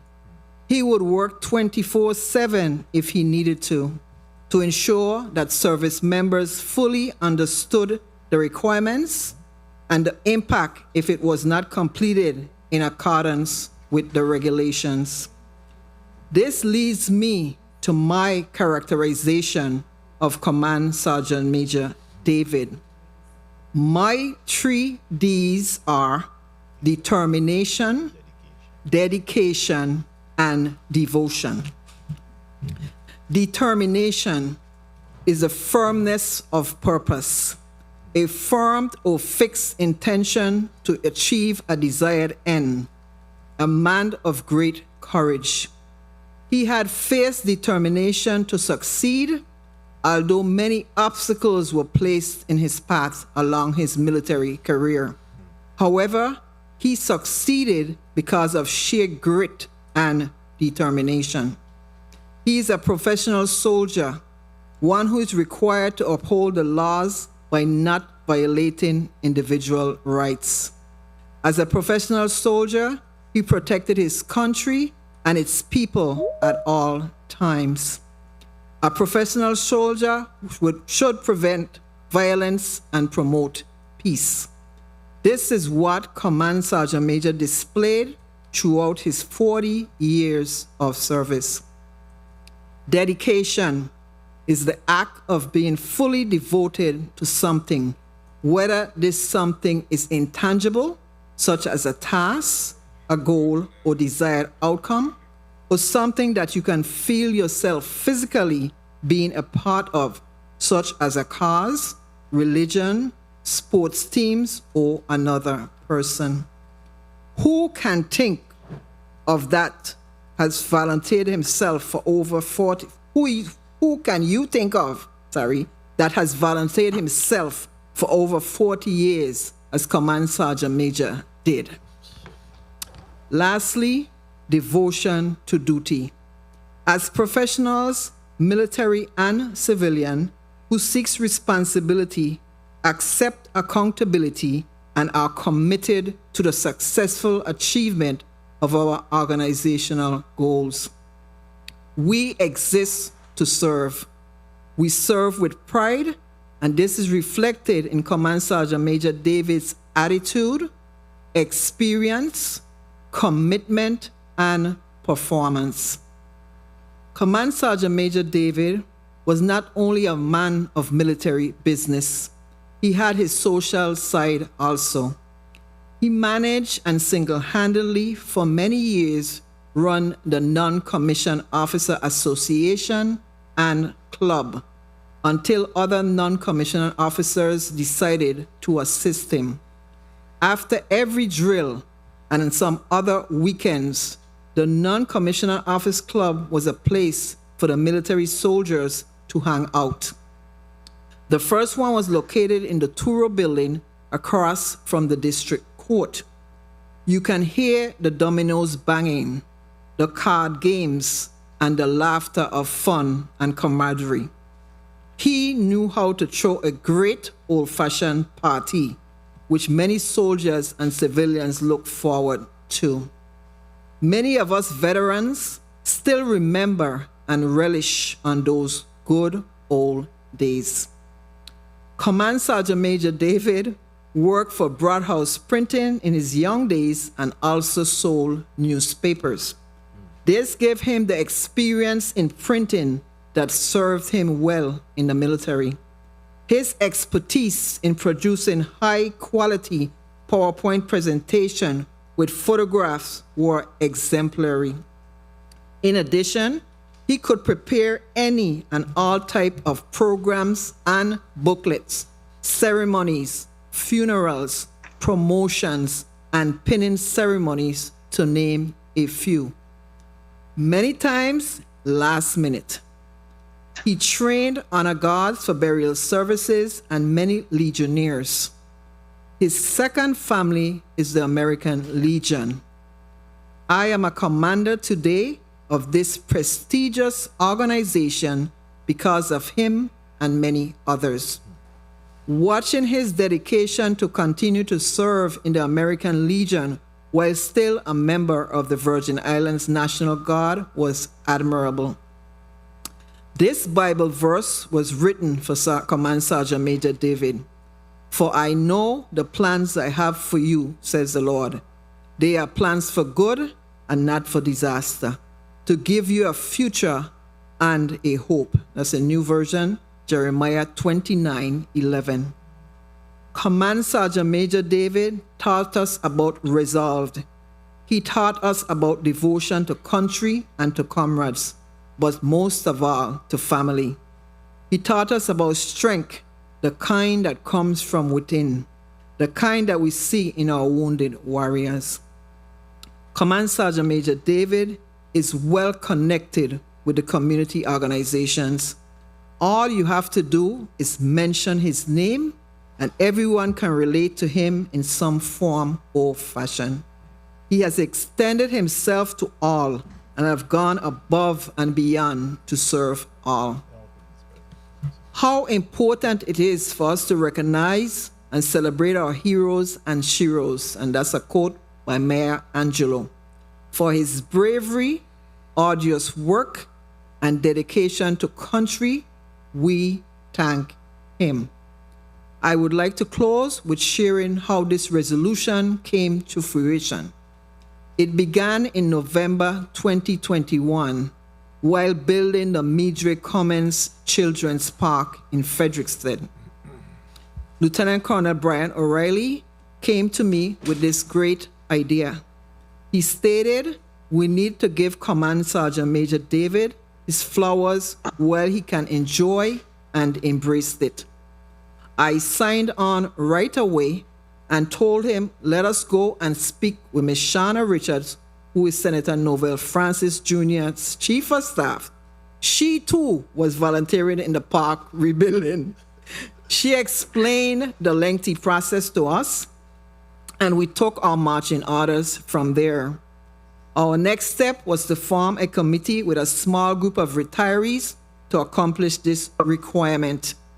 We reached out to retirees from the Army and Air National Guard. This group was formulated and was diverse, included enlisted and officers, males and females. Lieutenant Colonel Beresford Edwards volunteered to be the chairperson, the chairman. Serving along him were Captain Segundino Roman Cruz, Command Master Chief Charles Farrell, and Command Sergeant Major Hollis McIntosh, along with both of us. I thank all of those who provided information to assist in the preparation of this deserving resolution. Now, here we are, a year later, testifying on the resolution. I would unequivocally state it came at the right time. November is Veterans Day month.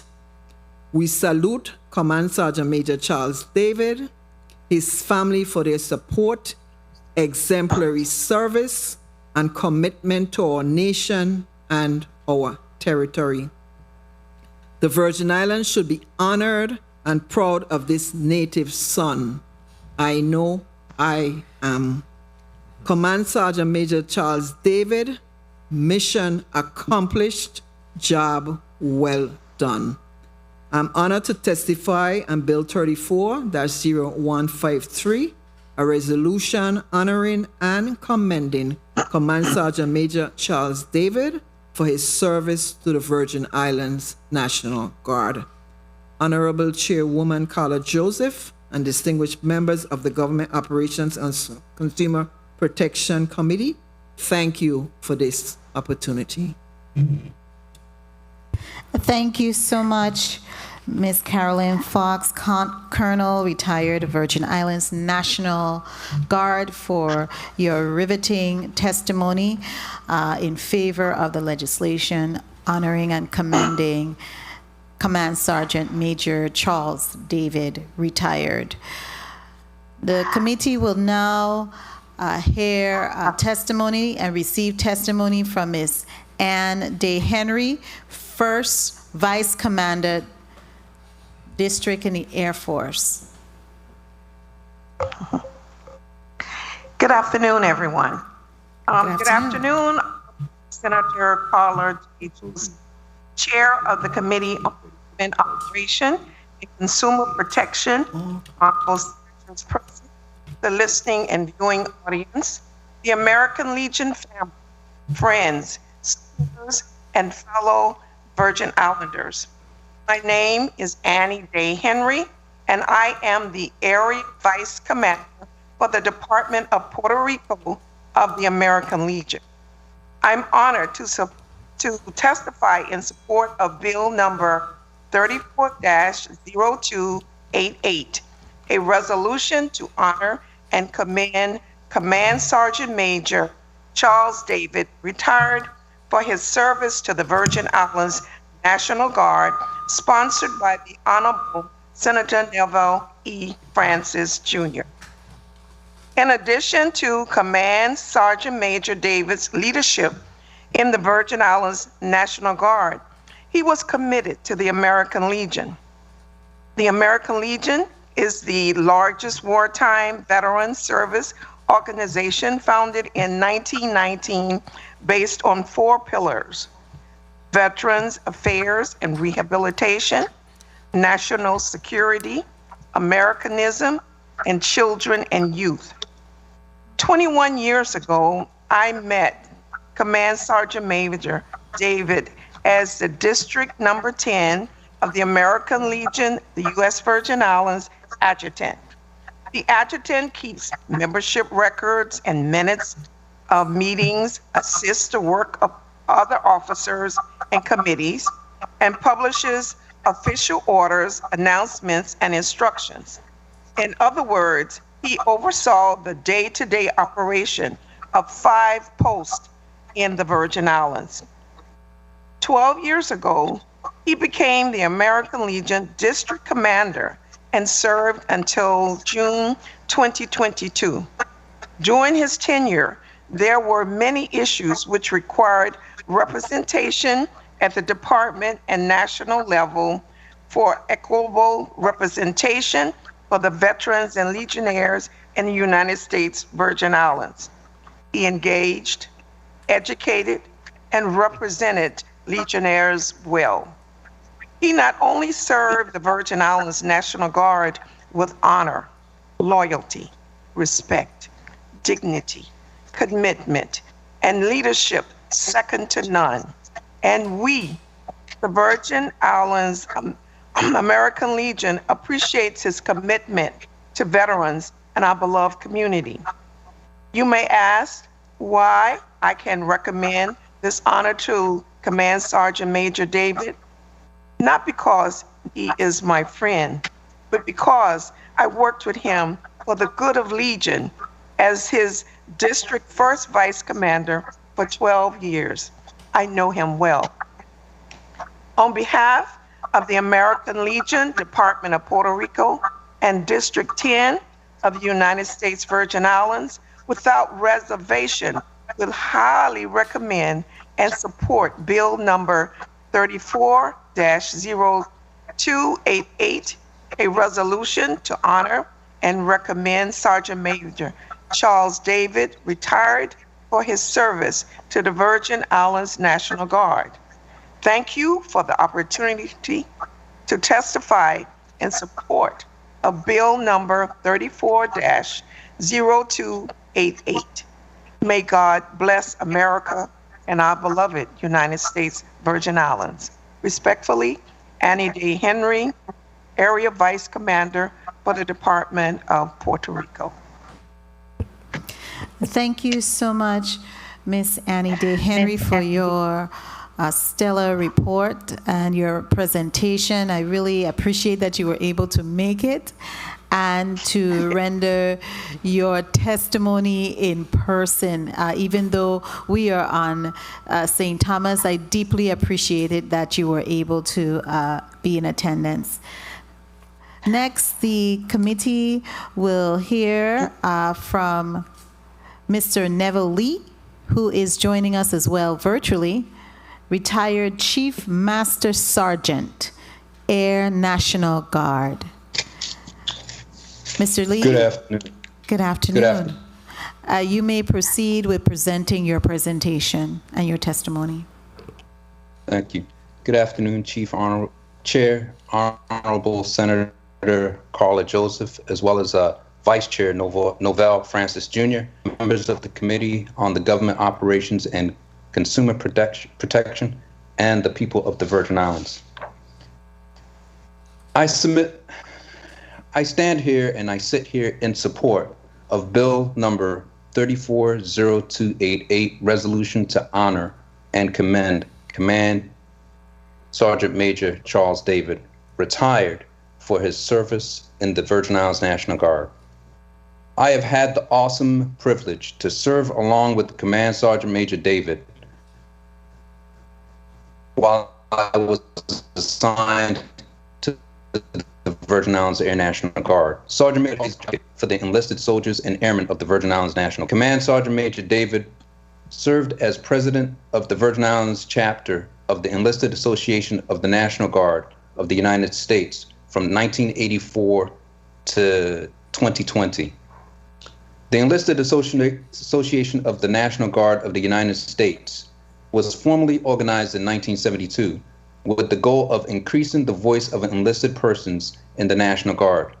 As such, ENGAS, which is an acronym for the Enlisted Association, is a nonprofit organization dedicated to the principles of providing an adequate national defense and promoting the status, welfare, and professionalism of men and women of the Army and Air National Guard by supporting legislation that provides adequate staffing, pay, benefits, entitlements, equipment, and installations for the National Guard. Command Sergeant Major David served on numerous committees advocating for the welfare of the men and women of the Virgin Islands National Guard.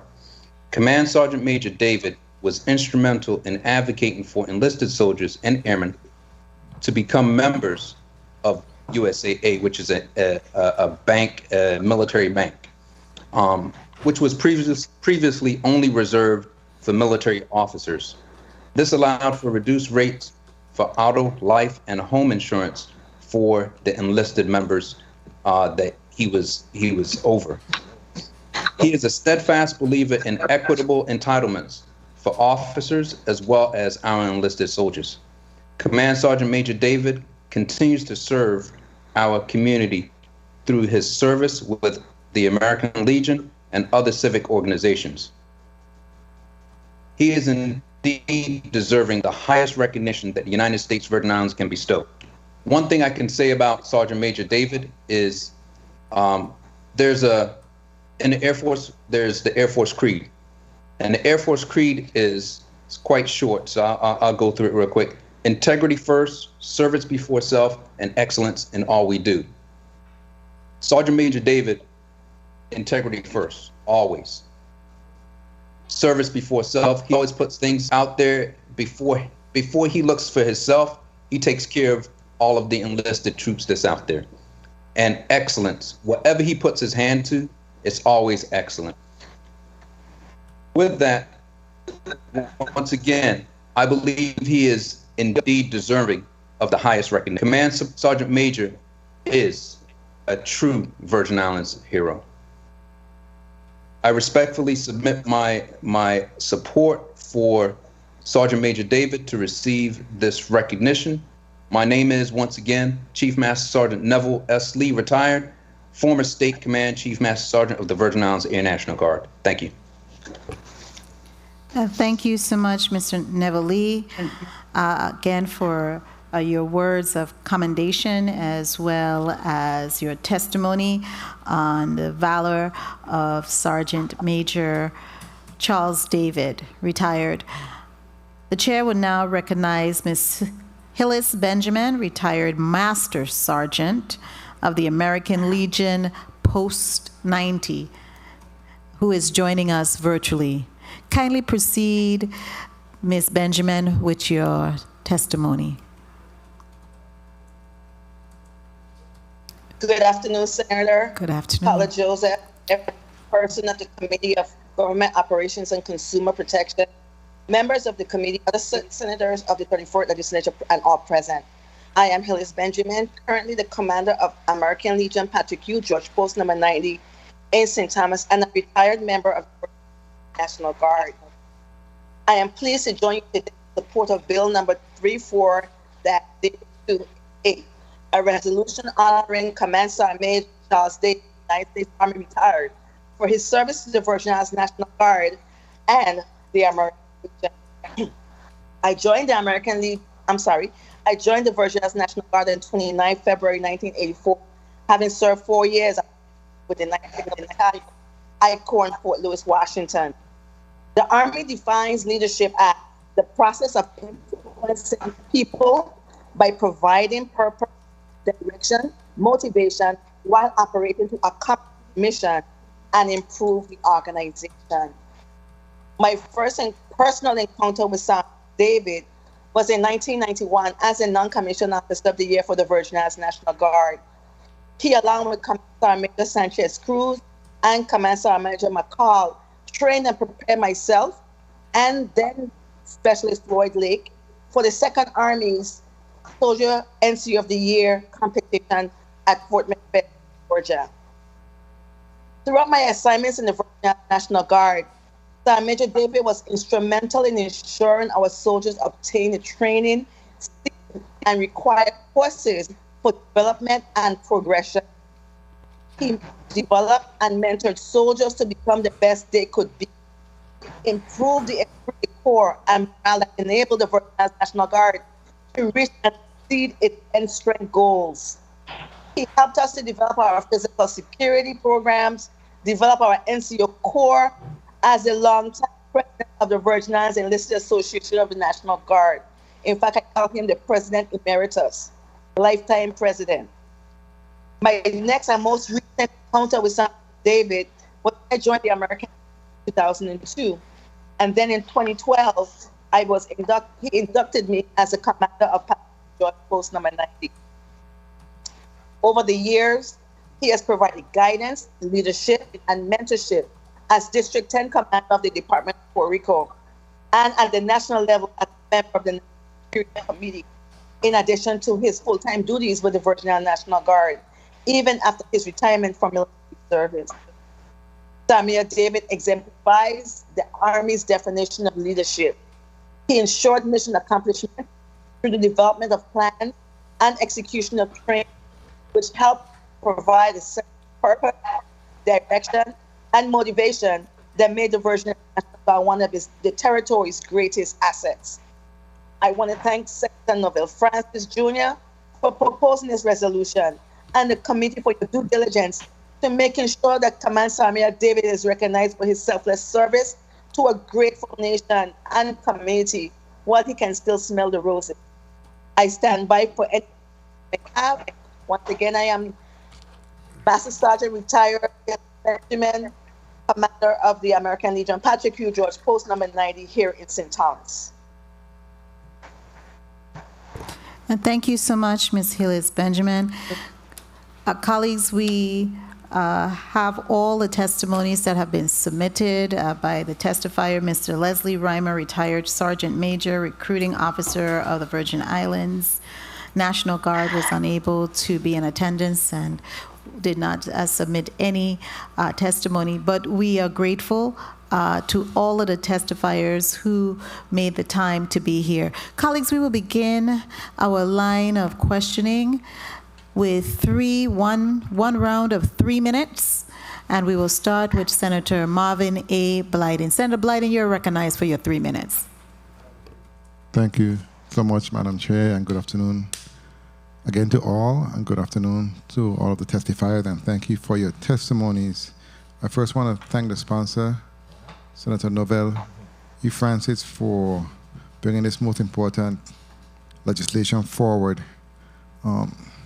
I believe, based on the testimony so far, that Command Sergeant Major David have gone above and beyond when it comes to serving his people and his country. 40 plus years of service, that's a lot. That's a lot. That's what you call dedication. And as stated in Ms. Fox's testimony, the 3 Ds, determination, dedication, and devotion, were the pillar of his life, and that's what he stands by. And we do respect and appreciate that. There are so many whereas information here, but I'll speak to a few because I wouldn't have enough time here today, even if I speak for a whole 20 minutes. Command Sergeant Major David was the first Virgin Islands National Guard member to graduate from the Sergeant Major Military Academy at Fort Bliss, Texas, on March 23, 1985. CMS David was promoted to Command Sergeant Major. In 1978, CMS David initiated the establishment of the first non-commissioned officers club in the Virgin Islands National Guard. From 1984 through 2020, CMS David served as the president of the Virgin Islands National Guard Enlisted Association. On October 1st, 2009, CMS David became the first anti-terrorism security program manager and served in that capacity until December 21st, 2020. That's just a few of many of his accomplishments. And I must commend him and thank him for his service along with all other service members. Ms. Fox, can you speak briefly to in terms of since you worked with him and know him personally, what is one of the most memorable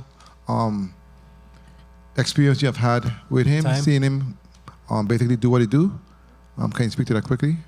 Command Sergeant Major David, in his role as a trainer, he was responsible for coordinating our weapons qualification in Puerto Rico. And he would take the advanced party down there, and you would believe he's a Puerto Rican because how we relate to the persons, and we got all we needed, make sure we got our lodging, the vehicles, the ammunition that we need. And again, he would always go above and beyond, taking care of us before taking care of himself. So that was my memorable experience going to Puerto Rico for those weapons qualifications. Well, thank you for that. And training. I will state it throughout the testimonies, but he had a tickler for training, and that's important too. So thank you again, and thank you so much, Madam Chair, for the time. And thank you so much, Senator Blyting, for those questions. The chair will now recognize Senator Javon E. James Sr.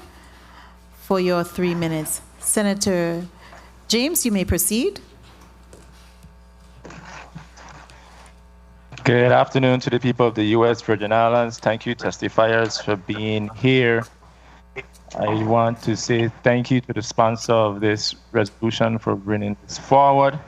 I stand in full support of Bill number 34-0288. So I will be voting in affirmative when it's time.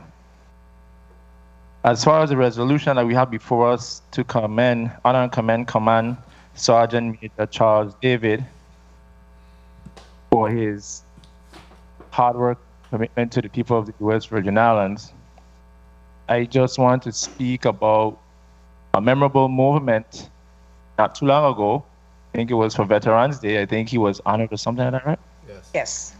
He was honored for Veterans Day. And I must admit it was a very nice event. And I had an opportunity to meet him, even though I met him in the past. So I'm happy that he's getting his second bite of the apple and his third bite of the apple, God's Spirit Life. And we have our perma-plaque ceremony. So I wish him more life and health. And I hope that he stays strong and healthy to live to see the perma-plaque ceremony. And as far as the story from Supervisor Fox, I'm happy to know that it wasn't just talk at the Major Cummings Park, and they actually executed and made things happen. Those are the kind of stories I like to hear. But as far as the honoree, is he here today? He's not? No. Okay. He's not here today. I had some questions for him. But since he's not here, I will just make it short and sweet. I stand in full support of the measure. I think the resolution speaks for itself. Of course, when we do resolutions, I'll hear from honoree, but I understand he's not here. But when it's time, I will vote in affirmative. And once again, thank you to the sponsor of this. And thank you, Madam Chair, for the. And thank you so much, Senator James, for your comments, and also trusting that you will be voting in the affirmative on this bill. I want to then speak on the measure before us.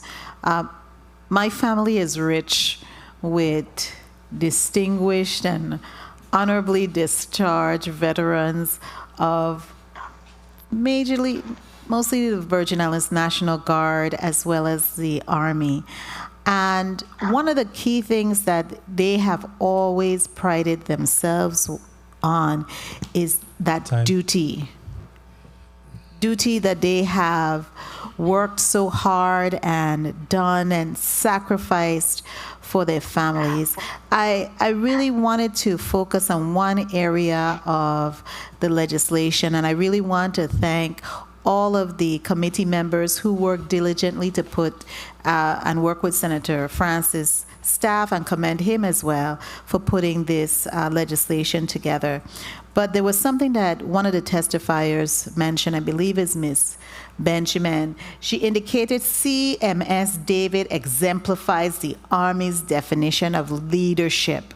I noted that he served as the president of the Virgin Islands National Guard Enlisted Association for 36 consecutive years.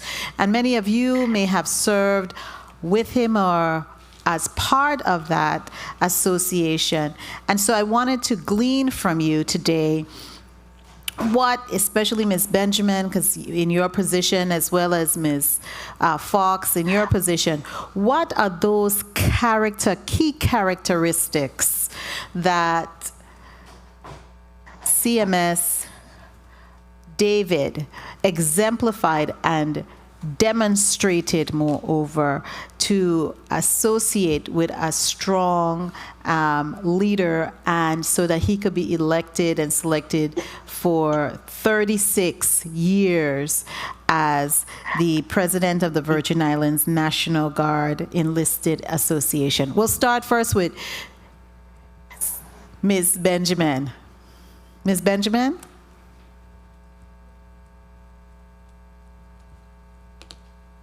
I think she may have gotten disconnected. So, Ms. Fox, you are here and present, and I know you are always ready and prepared to answer and respond. So for me, again, because I was an officer at the time. Please remember to state your name, even though I said it. Caroline Fox, commander today, no supervisor today. For me, it was listening, because I was an officer and I had to relate and work with him. He's a great listener, and he gets the team together to get the mission accomplished. So the enlisted soldiers that were there, they supported him being the president and nominated him over and over and over.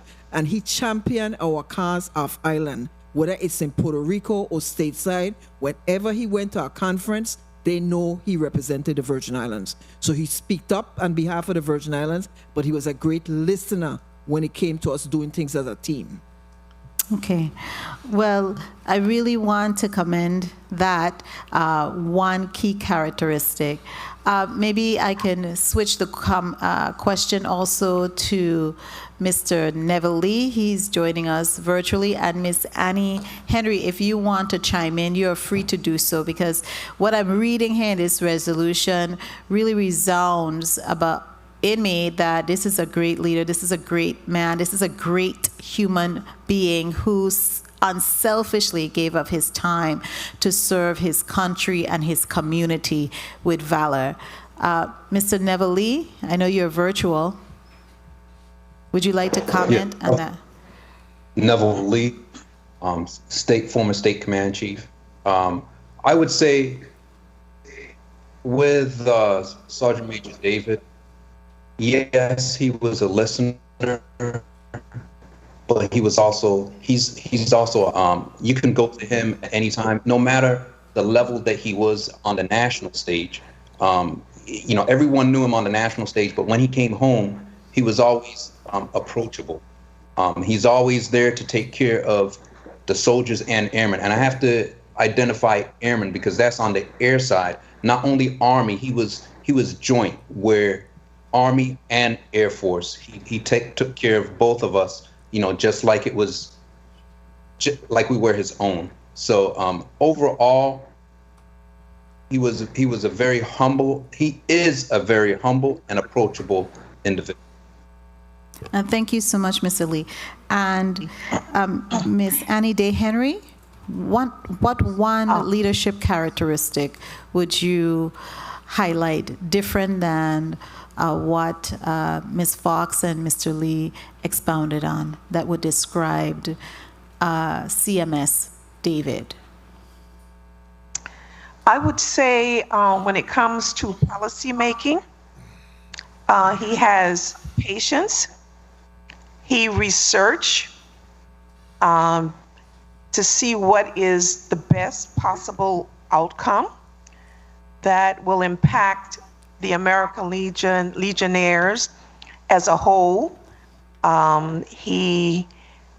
It wasn't that it was one individual particularly that he is aspiring to make sure that they get what they need, but he made sure that all of the Legionnaires were equally treated. He was fair. And I think one incident where there was a possibility the American Legion going nationally was going to remove Virgin Islands from under the Department of Puerto Rico. It meant that we would end up under the Department of Florida or New York. Many of us talked about, okay, we want to go, and some say, no, we stay. He just didn't make a decision right away. It was, as I said, it was engaging, it was educating, it was researching, and then we all sat together to decide what is best for the Legionnaires in the Virgin Islands. And he was respectful, and I like when you don't agree with him. You know, some persons would get upset, but it was being agreeable to come together with disagreement for the body of the whole. So I admired that leadership with him. Thank you so much, Ms. Annie Day Henry, for that, because that the reason I'm asking those questions is because we have a listening audience, we have young people here, so they could understand the characteristics that build a leader, especially knowing that he served as a leader for 36 consecutive years. And one of my committee members, I don't believe he's that age quite yet. And so we all could benefit with that to improve ourselves, and in turn, it have transitions to our community, our family, and our overall quality of life. With that being said, I will recognize the bill sponsor, Senator Francis, for your 3 minutes. Thank you very much, Madam Chair, and thank you to all of the testifiers that have testified thus far. And Command Sergeant Major Charles David, I know that you're watching. Thank you for your service. We salute you. Core values. Selfless, check. Respect, check. Duty, check. Integrity, check. Ethics, check. Honor, check. Courage, check. Loyalty, check. 45 years of public service. Public service is never easy. There's tremendous, tremendous amount of sacrifice, personal and family and otherwise, that's made during public service. And a lot of times you do it without not even a thank you. You leave, tomorrow they forget who you be. Or if we say it in American style, they forget who you are. So, you know, truly I believe that this honor is well placed, and I'm honored to have been asked to facilitate this resolution process, and I know that all of my colleagues will be in full support of this, because this man is truly, truly deserving of this. I also want to thank his family. A lot of times, long nights, holidays, special occasion, birthdays, family and children recital, family engagement, you miss as public servant. You can't make up for that time. You can't make up for that time. So I really want to thank him, and I'll tell you that going back in my law enforcement career, many times I attended the 911 recognition ceremony, go dating back to 2001 and of course beyond. And for some reason, my recollection is that I have always seen Command Sergeant Major David there, busybody at last minute printing or making sure that the program is completed, making sure that it's being followed, and just really engaged, in this. So, truly, this individual is very much deserving of these accolades that he's being recognized for. And let me ask you, retired Colonel Fox. I almost say Colonel Adams, right? Same person is good. Yeah. Any name is good. So, how is Command Sergeant Major David doing? Have you had an opportunity to speak with him of recent? Caroline Fox. The last time I saw him was at the event Veterans Day Parade. I tried to work on this smoothly, so I didn't want him to be aware of it, so I hardly relate to him. Time. So I would send messages to Command Sergeant Major Hollis McIntosh to get the information that we need, because I didn't want to tell him what we are doing. Yeah. But he's doing well. He's doing well, and life spare and God spare his life that he'll be able to see the resolution to fruition. Very well. Again, my time has been called. I want to thank all of you for your testimony. I want to thank my colleagues for their support in advance, and truly just to wish Command Sergeant Major all the blessings and good health, long life, and continue to keep your chin up. And again, thank you for your service. We salute you. Thank you so much. Do I hear a motion? Senator Francis, you're recognized for your motion.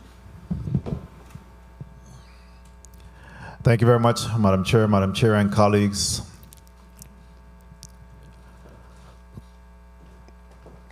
I move that bill number 34-0288. Let's make sure all my colleagues are here first, please.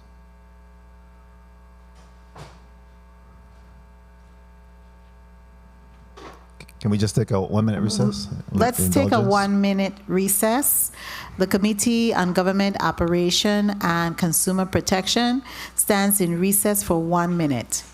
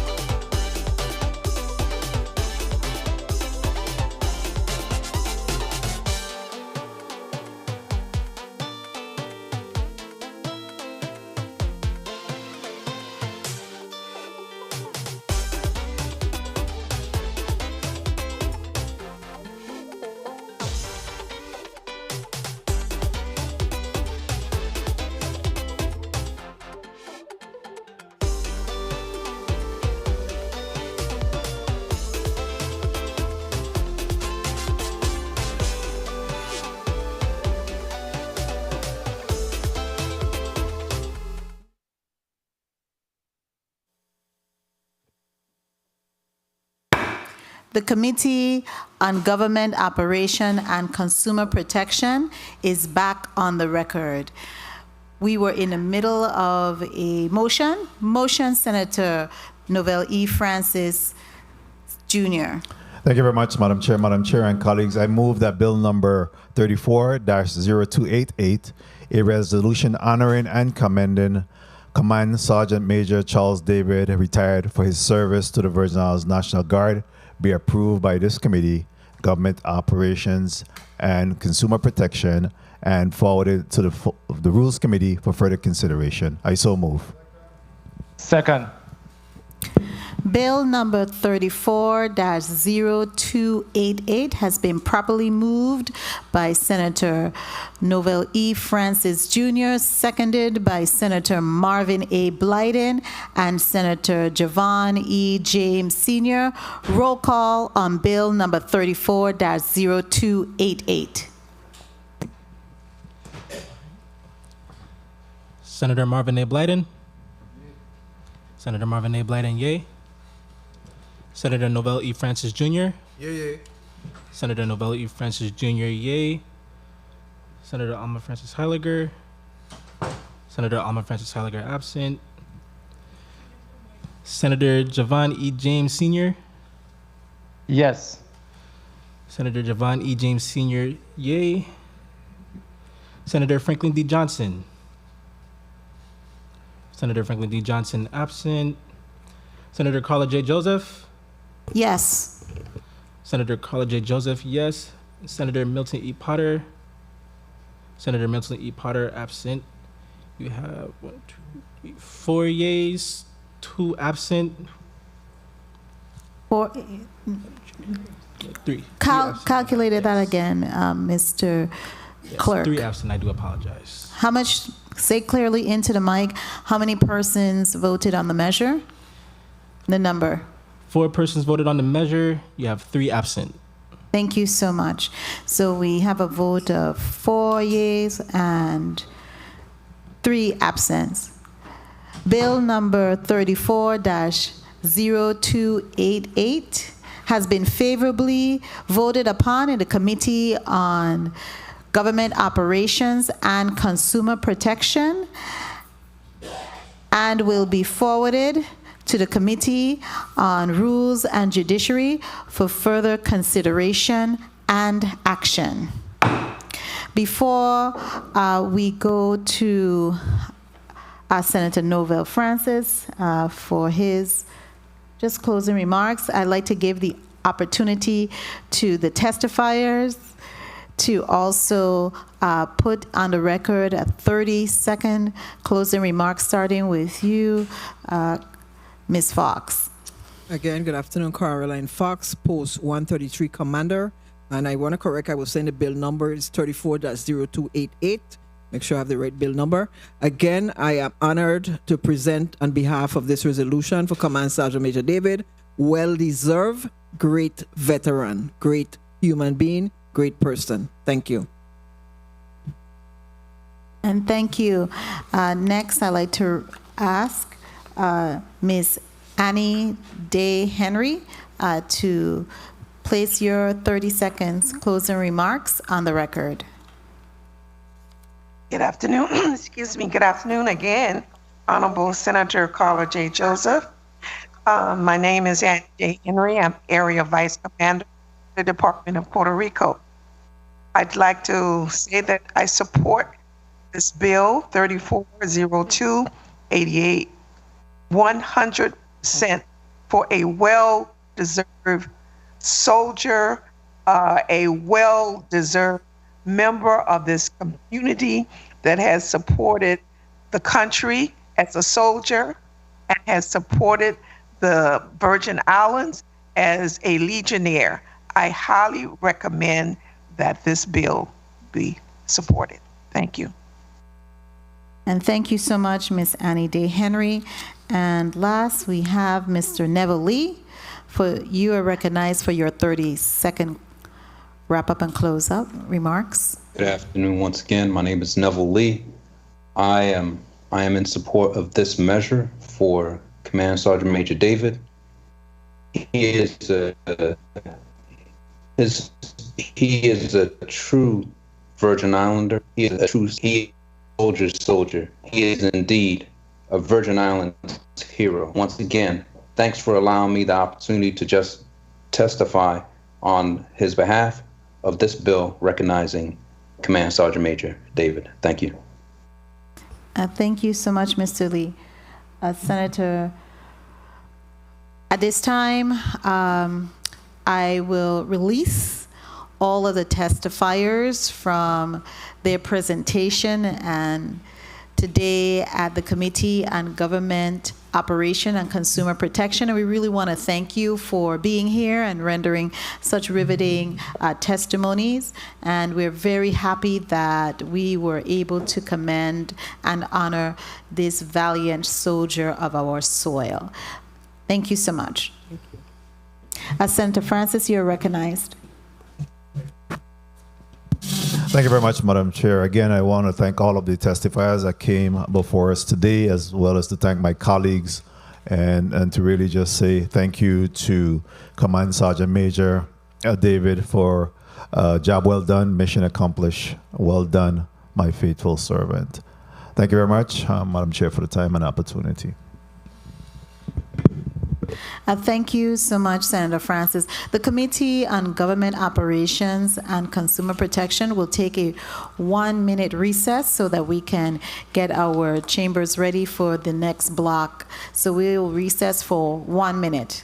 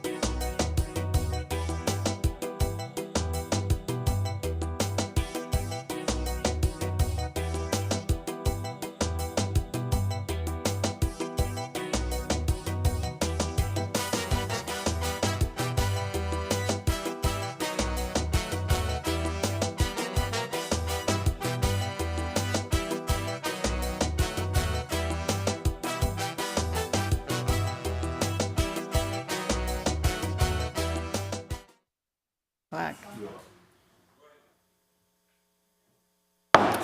And we are back on the record. Mr. Clerk, kindly read into the record block 3, our final block today. Yes, ma'am. The committee will receive testimony concerning Bill number 34-0293, a resolution honoring and commending the Reverend Dr. George E. Phillips for his invaluable contribution to the gospel ministry and people of the Virgin Islands. This bill is sponsored by Senator Milton E. Potter. Invited testifiers, Mr. Pedro K. Williams, lawyer, law offices of Pedro K. Williams, Mr. Brent Gums, Special Project Officer, Aflac Insurance Company, Reverend Earl Harrison, Pastor Mount Zion Churches of God, and Reverend Carl Richardson, Pastor Living Hope Cathedral. Madam Chair, this ends the reading of today's agenda. Thank you so much, Mr. Clerk. Who speaks on behalf of this bill? Senator Blyden, you are recognized. Thank you, Madam Chair. I introduce Bill number 34-0293 on behalf of the bill sponsor, Senator Milton Potter, and I also sign on as a sponsor.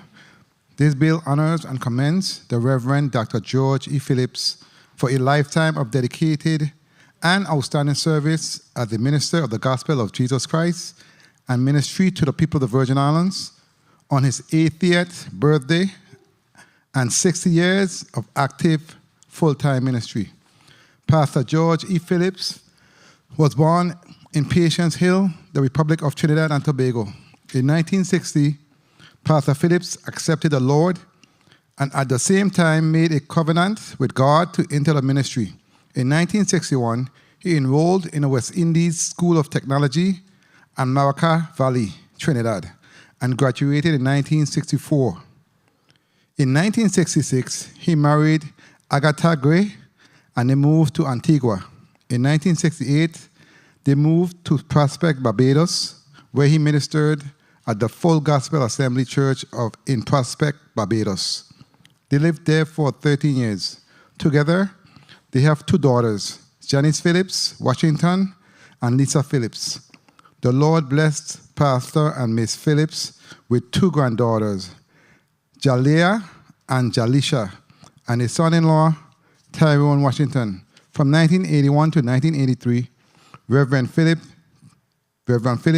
traveled extensively as an evangelist, especially throughout the Caribbean. In 1983, Pastor Phillips and his family moved to the U.S. Virgin Islands to assume leadership of the St. Thomas Assembly of God Church, where he has served with distinction for more than 20 years. From 1995 to 1998, Reverend Phillips assumed the chairmanship of the St. Thomas St. John Fellowship of Ministers. During this time, the fellowship instituted the annual March for Jesus, as well as the quarterly prayer meetings at various churches. In December 2002, Reverend Phillips again assumed the leadership of the fellowship. In 2000, Reverend Phillips was awarded an honorary doctorate of ministry by the Logos Christian College and Graduate School of Fort Lauderdale, Florida. Dr. Phillips is multi-gifted and had the ability to communicate the Word of God through his preaching and teaching to a diversity of people. He is also the author of the book Foundations for Family Life, a series of family relationships, which was published by the St. Thomas Assembly of God in 2003. He has never limited himself to his local church, but feels a call to share his gifts beyond the boundaries of denomination and geography. This had led him to minister in many countries in the Caribbean, United States, England, Africa, Poland, and Bulgaria. Africa, however, is his passion. As such, he has been there for many times since his first visit in 1981. He is committed to training, motivating, and investing in younger ministries on the African continent. His aim is to help maximize young African ministries' usefulness in taking a Christian message to their own people, says Dr. Phillips. Colleagues are asked to support this most important piece of legislation, and this shepherd of God moving forward. Thank you so much, Madam Chair, for the time. Thank you so much, Senator Blyden. We have two testifiers here present with us who will be rendering testimony on Bill number 34-0293. I believe our testifiers are Mr. Pedro K. Williams, he's an attorney, as well as Mr. Brent Gums. I also know that the committee also received some written testimony, and we'll have the clerk read them into the record from Reverend Carl Richardson, as well as Reverend Earl Harrison. So what we're going to do first is we're going to proceed with those who are present here with us, and then we will proceed with having those two testimonies read into the record. We'll ask Mr. Brent Gums, who is a Special Project Officer of Aflac Insurance Company, to proceed. Gentlemen, kindly remember that when you are going to speak, before you speak, to say your name so that the recorder can justly record your comments. Kindly proceed, Mr. Gums. Good day. I am Mr. Brent Gums, a local business owner since 1993. I am the AFLAC Special Products Coordinator for the Virgin Islands governmental entities since 2015, and an active member of the St. Thomas Assembly of God Church since the year 2000.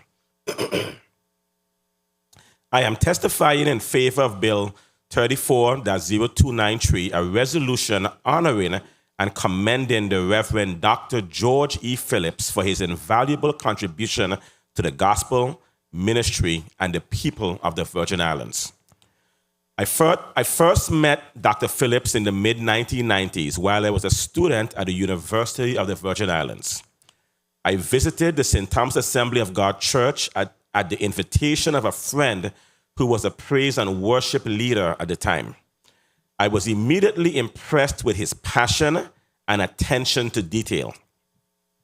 As members of STAOG since 2000, my wife and I both concur that his clear teaching and ability to connect with and captivate the congregation is as evident today as it was back then.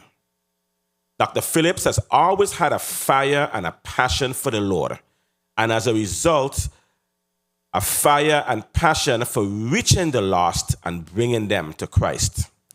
Over the years, tens of thousands of people have been blessed by the ministry of Dr. Phillips in the Virgin Islands, the Caribbean, and throughout the world. The continent of Africa, where my wife Osea and I had the pleasure of accompanying him to in 2006, has been especially blessed by his ministry. He has a great love for Africa, but not as great as the love and dedication that he has given to the people of the United States Virgin Islands since 1983. I am blessed that he was able to dedicate our daughter in 2008, our son in 2010, and water baptized both of them on July 30th, 2022. He is called Reverend, Doctor, Pastor, Author, and several other earned titles. But this humble giant of a man has no problem being called George.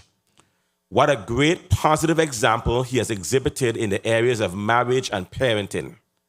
Married for 56 years and parents to two beautiful daughters and two lovely granddaughters, he has shown that it is possible to be successful in the pulpit and in the household. It is my honor and pleasure not only to acknowledge George as my pastor, but also my friend. In closing, I would like to reiterate my pleasure in this commendation being bestowed upon this powerful and dynamic man of God, Reverend Dr. George E. Phillips. He is truly deserving of this honor and distinction. Thank you. And thank you so much, Mr. Gums, for those very kind words and truthful words that came from your heart, and I know definitely from your spirit. The chair would now recognize Mr. Pedro K. Williams. You are invited to present your testimony on the record, Attorney Williams. Good afternoon, Senator Carlos Joseph, Chair, 34th Legislature's Committee on Government Operations and Consumer Protection, other senators, and panelists. My name is Pedro K. Williams, a member of the Virgin Islands Bar and a member of the St. Thomas Assembly of God Church, where I also serve as church administrator.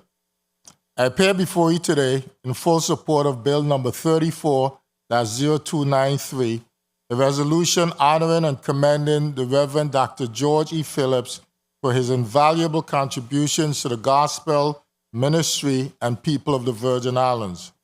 First, I would like to sincerely thank Senator Milton E. Potter for sponsoring the bill, along with all of the other senators who have or will support the bill. It has often been said that a prophet has no honor in his own country, and too often we give people their flowers after they're dead and cannot appreciate what we're saying about them. But this bill defies both of those maxims.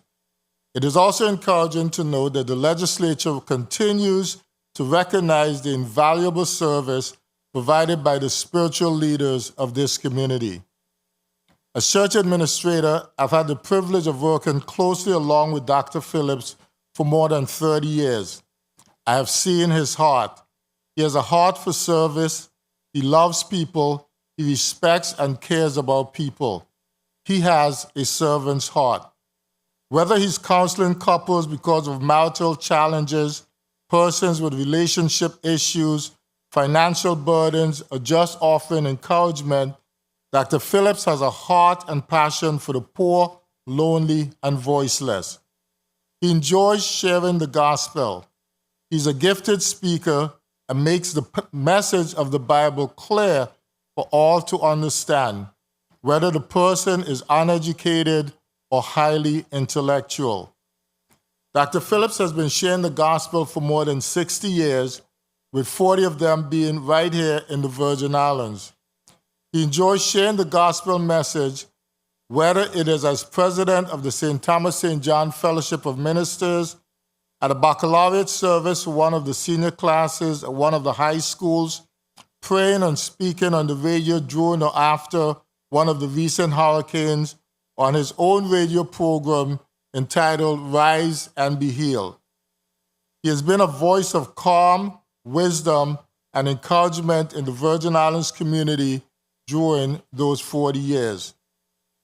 Dr. Phillips has not only ministered to persons in his own congregation, but to hundreds who are not members of his church, but simply because they are members of this community who have sought his wise counsel and prayers. Dr. Phillips is known as a minister to ministers. His colleagues honor and respect him, as you'll hear from some of the other testifiers who have submitted written statements, and he's a man of great principle and integrity. Dr. Phillips has traveled the world, not as a tourist, but as an ambassador of the gospel and of the Virgin Islands.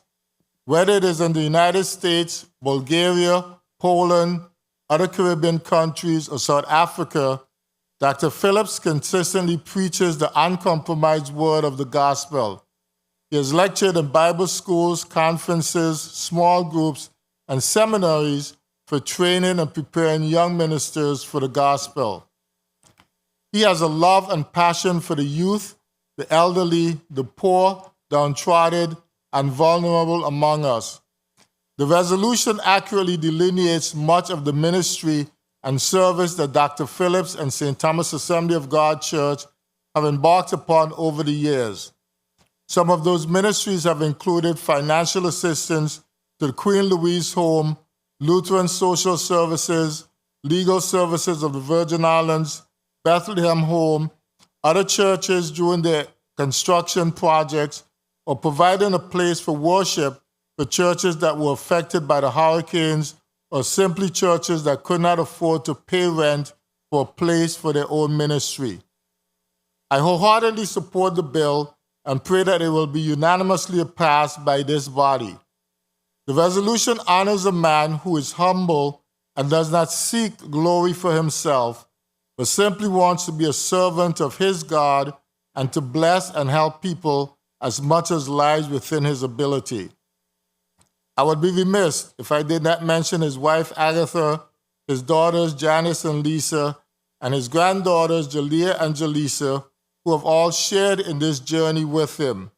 They deserve some of the credit for their sacrifice and for releasing him to be a blessing to this community. Again, we humbly request that the legislature approves and adopts this resolution. Thank you very much. And thank you so much, Attorney Williams. We'll now have the testimony from Reverend Earl Harrison, pastor of Mount Zion Churches of God, read into the record. Kindly proceed, Mr. Clerk. No problem. To whom it may concern, leadership. It is said, leadership is the art of mobilizing and energizing the intellectual and creative elements of all people on all levels of the organization. It is also said, a true leader has the confidence to stand alone, the courage to make tough decisions, and the compassion to listen to the needs of others. He does not set out to be a leader, but becomes one by the quality of his actions and the integrity of his intent. In the end, leaders are much like eagles. They do not flock. You find them one at a time. Finally, it is said, leadership is influence. When it comes to influence, Dr. Reverend George Phillips stands tall. He has served this community some 40 plus years with dignity and distinction. We salute him. I recall a number of years ago when certain individuals saw the need to mobilize the ministry on St. Thomas for critical action, and the question was asked, who can we tap to gather the army of pastors? Dr. George Phillips has chosen, and as expected, he was successful in the assignment. That is just one of many positive reflections. He is highly revered and respected by many of his peers. In light of the above, be it resolved that Dr. George Phillips is worthy of this most appropriate recognition. Yours faithfully, Bishop Earl V. Harrison, Senior Pastor, Mount Zion Church of God. Thank you, Mr. Clerk. And finally, the last written testimony that was submitted by the Reverend Carl Richardson, pastor of Living Hope Cathedral. To whom it may concern, with great confidence and deep admiration, I am proud to write in support of this measure to recognize and reflect on the selfless contributions that Reverend Dr. George E. Phillips has made to advance the kingdom of God in earth and better the lives of the people of the United States Virgin Islands and beyond. Without a doubt, Dr. Phillips is a general of faith and a spiritual father to many. Pastor Phillips is a caring pastor, excellent communicator, and loyal friend. In 2017, when Living Hope Cathedral lost its place of worship to the storms, Pastor Phillips and the St. Thomas Assembly of God welcomed us with open arms and treated us as their very own. Because of their love and Christ-like example, we were able to keep on worshiping, praying, preaching, and believing until we were fully restored with no demands for remuneration. Remuneration, thank you. What I have quietly enjoyed for several years are his many telephone visits and various luncheons, when he would jovially entertain, inspire, and encourage me as a young pastor with a light-hearted truism. During our time as fellow pastors serving side by side, I have witnessed him to be a compassionate, diligent, and hardworking shepherd, remarkably intelligent with an exceptional ability in teaching the word. As a person, Dr. George Phillips is a man of good character, passionate in his vocation, and a supportive colleague who is always willing to assist. Many pastors have served well, but quite frankly, Pastor Phillips has excelled and is deserving of double honor. In short, without reservation, I give my highest recommendation to Dr. George Phillips, who is more than deserving of this recognition. Sincerely, Bishop Carl Ambrose Richardson, GD MBA. Thank you so much, Mr. Clerk. Colleagues, we will proceed with one round of 3 minutes. Senator Novell E. Francis Jr., you are recognized for your 3 minutes. Thank you very much, Madam Chair. Good afternoon to you, and good afternoon to the two fine gentlemen that's here. Certainly, Mr. Attorney Pedro Williams, as well as Pastor Gums. Your pastor, Brent Gums? Not yet? You working on it? You sounded like one. All right. You also, the legislature is often criticized by the time and effort that we spend in moving resolutions. And the reality is, if we don't do it, who will? Individuals that pay their dues to this community will go unrecognized, and it's unfair to their efforts. So in that spirit, I want to thank the bill sponsor, Senator Potter, for bringing forth this piece of legislation, and I certainly intend to sign on as a co-sponsor, as well as to support this measure. I want to also take this opportunity to be thankful and to thank the Pastor George Phillips for his contribution to this legislative body. Several times I've sat here, and I know that he led us in legislative sessions. So I want to thank him for that as well. So his 80th birthday, 60 years in full-time ministry, 56 years in marriage, speaks volume. And I guess that's why you talk about him being a powerful and deserving man of God. So, and as well as the heart of service that was mentioned as well, I think those are all good description of the individual that we're recognizing and certainly hoping to honor in the very near future. And, I will be, again, honored to make sure that we're able to bestow this type of honor upon him. I wanted to ask you, in regards to his passion for Africa, have you been able to have any discussion with him in respect to why, despite all of these other areas that he have worked in, ministered in, why Africa seems to be his passion area? Anyone can speak to that? Sure. Senator, we recently returned from a trip from South Africa last month. We were there for about 12 days. And Dr. Phillips often tells the story, on one of his first visits, he got into the airport late, called his contact, was waiting for somebody to pick him up. Gentleman came in, walked around, didn't say anything. And then by the time the airport was closed, the gentleman finally said, "Are you Dr. Phillips?"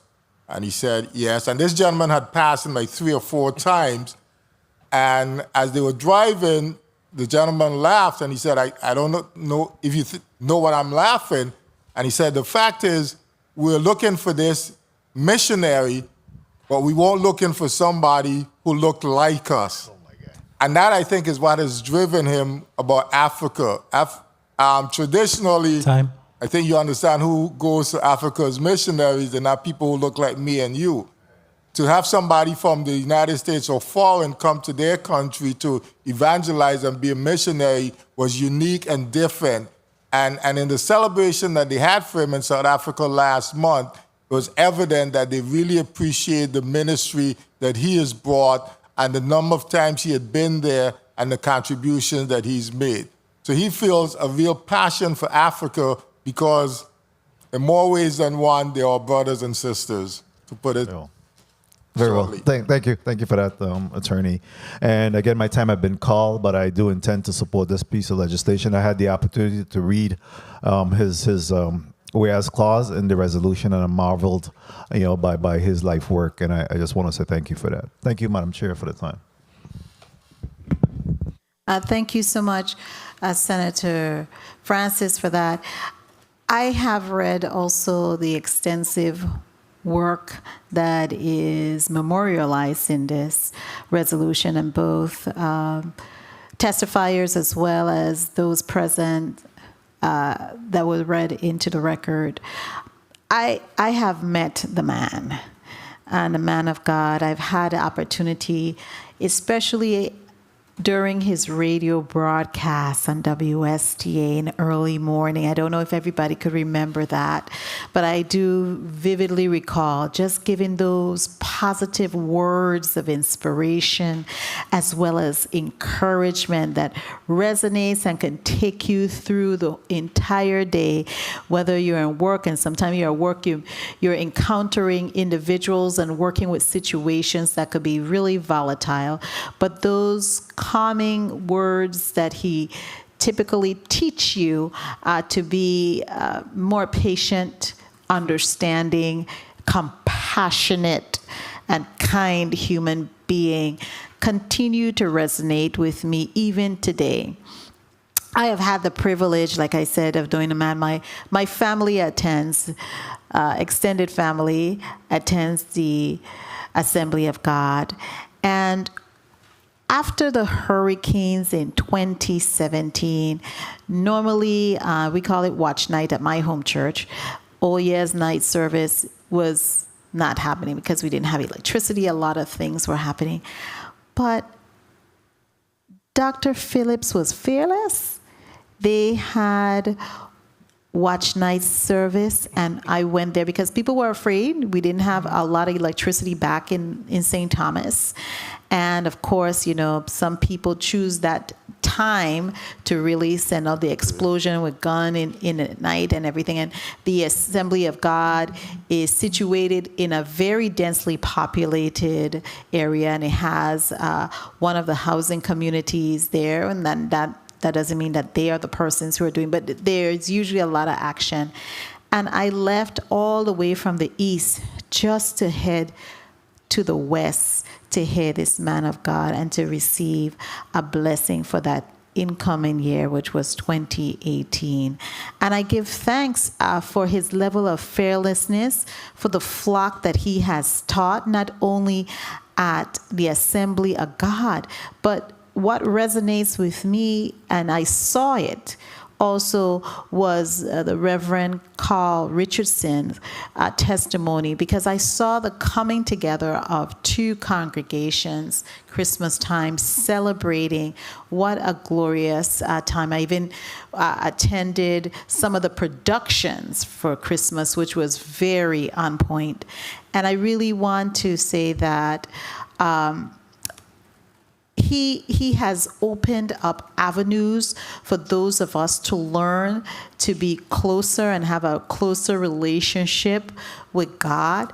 And it is not anything different that I was learning from my home church. It was just something that was reinforced to keep you focused and welcoming. So I too will be signing on to the legislation, and I also would be voting in favor of this legislation. But before I close out and my response, I wanted to ask you, Mr. Gums, something within the Reverend Dr. Phillips that you saw and that you noticed helped draw you closer to God and helped you in your life to become the human being that you are.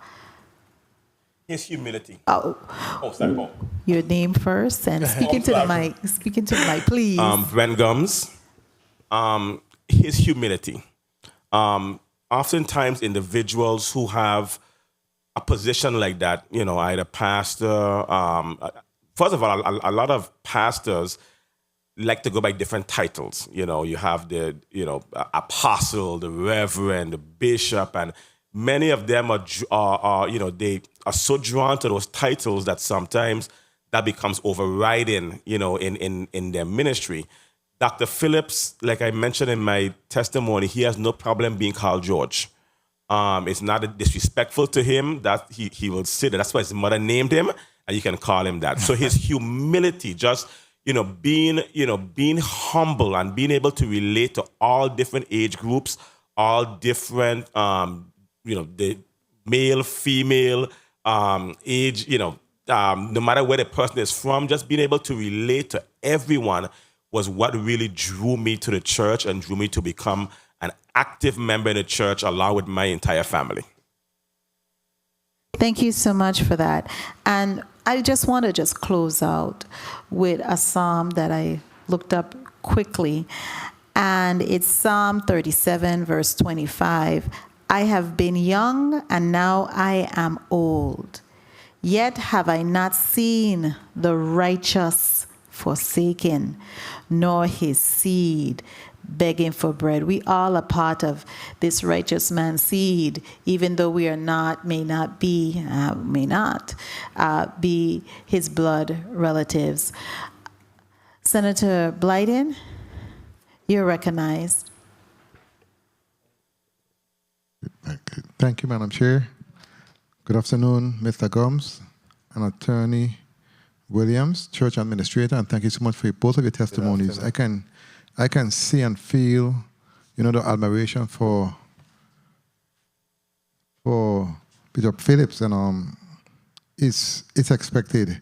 I know that I've been to the church on several occasions for different activities, and one thing that has always drawn me to him and to the church is, as Mr. Gumner, I think he mentioned that he's a gifted speaker, or Attorney Williams, one of you guys. He is, because when he speaks, you have to listen. He preaches in a way that sometimes you go to a church and you're not into it, but when he speaks, you have to listen. And his message is clear. It comes across clearly, and you get it, And some church, you go to church to hear the music and other things, but when you go to the Church of God of Assembly, you go to listen to the message. His message is always on point, and I do respect and appreciate that. Let me ask, in respect to, I'm going to talk to you, Attorney Pedro Williams. You spoke, I know you have been administrator there for how long have you been a member of the church?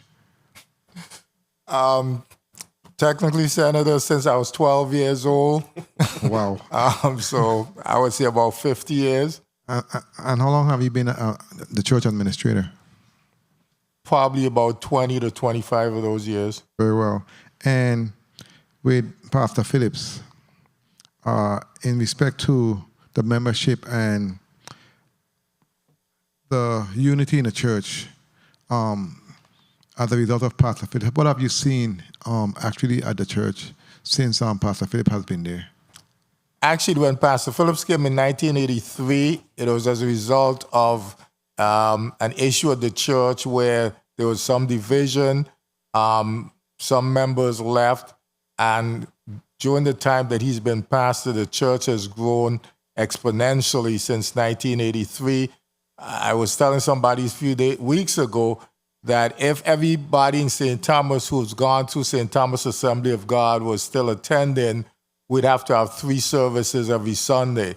That's how many persons that we've touched over the years.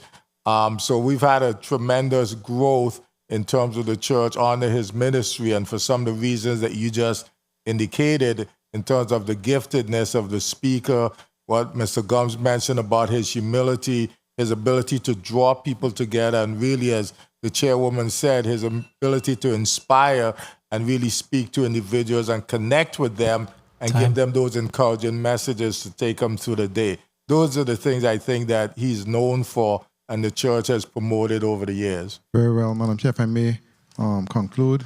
You may proceed, Senator Blyden. Bishop Earl Harrison spoke to leadership, and he said leadership is influence.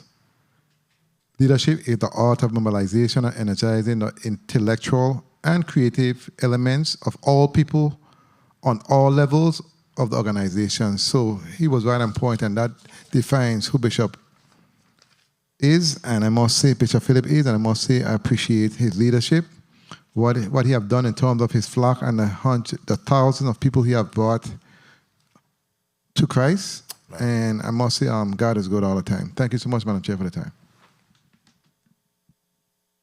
Thank you, Senator Blyden. We're going to take a 1-minute recess. The Committee on Government Operation and just making sure we have a full quorum. Thank you, Senator Javon James. Do I hear a motion? Do I hear a motion? Senator Marvin A. Blyden, you're recognized for your motion. Thank you, Madam Chair. Madam Chair, I move that Bill number 34-0293, sponsored by Senator Milton Potter, a resolution honoring and commending the Reverend Dr. George E. Phillips for his invaluable contributions to the gospel ministry and the people of the Virgin Islands, be voted on favorably in this committee and forwarded to the Committee of Rules and Judiciary for further consideration. I so move. Bill number 34-093 has been properly moved by Senator Marvin A. Blyden and seconded by Senator Novell E. Francis Jr. Roll call on Bill number 34-093. I think it's 0293. Actually, roll call on Bill number 34-0293. Mr. Clerk? All right. Senator Marvin A. Blyden. Senator Marvin A. Blyden, yay. Senator Novell E. Francis Jr. Senator Novell E. Francis Jr., yay. Senator Alma Francis Heiliger. Senator Alma Francis Heiliger, absent. Senator Javon E. James Sr. Yes. Senator Javon E. James Sr., yes. Senator Franklin D. Johnson. Senator Franklin D. Johnson, absent. Senator Carla J. Joseph. Yes. Senator Carla J. Joseph, yes. Senator Milton E. Potter. Senator Milton E. Potter, absent. We have 4 yeas and 3 absents. Thank you, Mr. Clerk. Bill number 34-0293, a resolution honoring and commending the Reverend Dr. George E. Phillips for his invaluable contribution to the gospel, ministry, and the people of the Virgin Islands, has been favorably voted upon in the Committee on Government Operations and Consumer Protection and will be forwarded to the Committee on Rules and Judiciary for further consideration and action. At this time, I will allow the testifiers who are present to present a 30-second wrap-up. We'll begin with you, Mr. Gums. Ren Gums, thank you so much for accepting this resolution. Dr. Phillips, wonderful man, powerful man, full of knowledge, full of passion, full of humility, an excellent example for people of all ages, people of all races in this community and in the world. Thank you. And thank you. Attorney Pedro K. Williams, you're recognized for your 30 seconds wrap up. Good afternoon, Pedro Williams. Dr. Phillips is not aware of this, and he would be upset at me and wonder why we're going through all this fuss. That's just the kind of individual he is, but he certainly deserves it, and we want to thank the legislature for doing this, and we appreciate the effort. And I want to say that this is one of the few times I've been at the legislature that you really started on time. Well, this committee tends to start on time. It's a level of discipline that has been placed inside of me, and I'm really always thankful that thank you for my colleagues especially who are here and who stay with me, and like I said, we always have a quorum and to do the people's work that God has placed us in authority to do. So you, both gentlemen, are released from your testimony today before the Committee on Government Operations and Consumer Protection. Colleagues, I really want to thank you so much for your attendance, as well as the central staff, as well as my staff and the listening audience. We have had a good day today, and we really want to say again, thank you. We have 3 resolutions that we worked on diligently. And so I also want to again say wonderful November 30th, we didn't have a major hurricane. So the Committee on Government Operations and Consumer Protection meeting for Wednesday, November 30th, 2022 is hereby adjourned.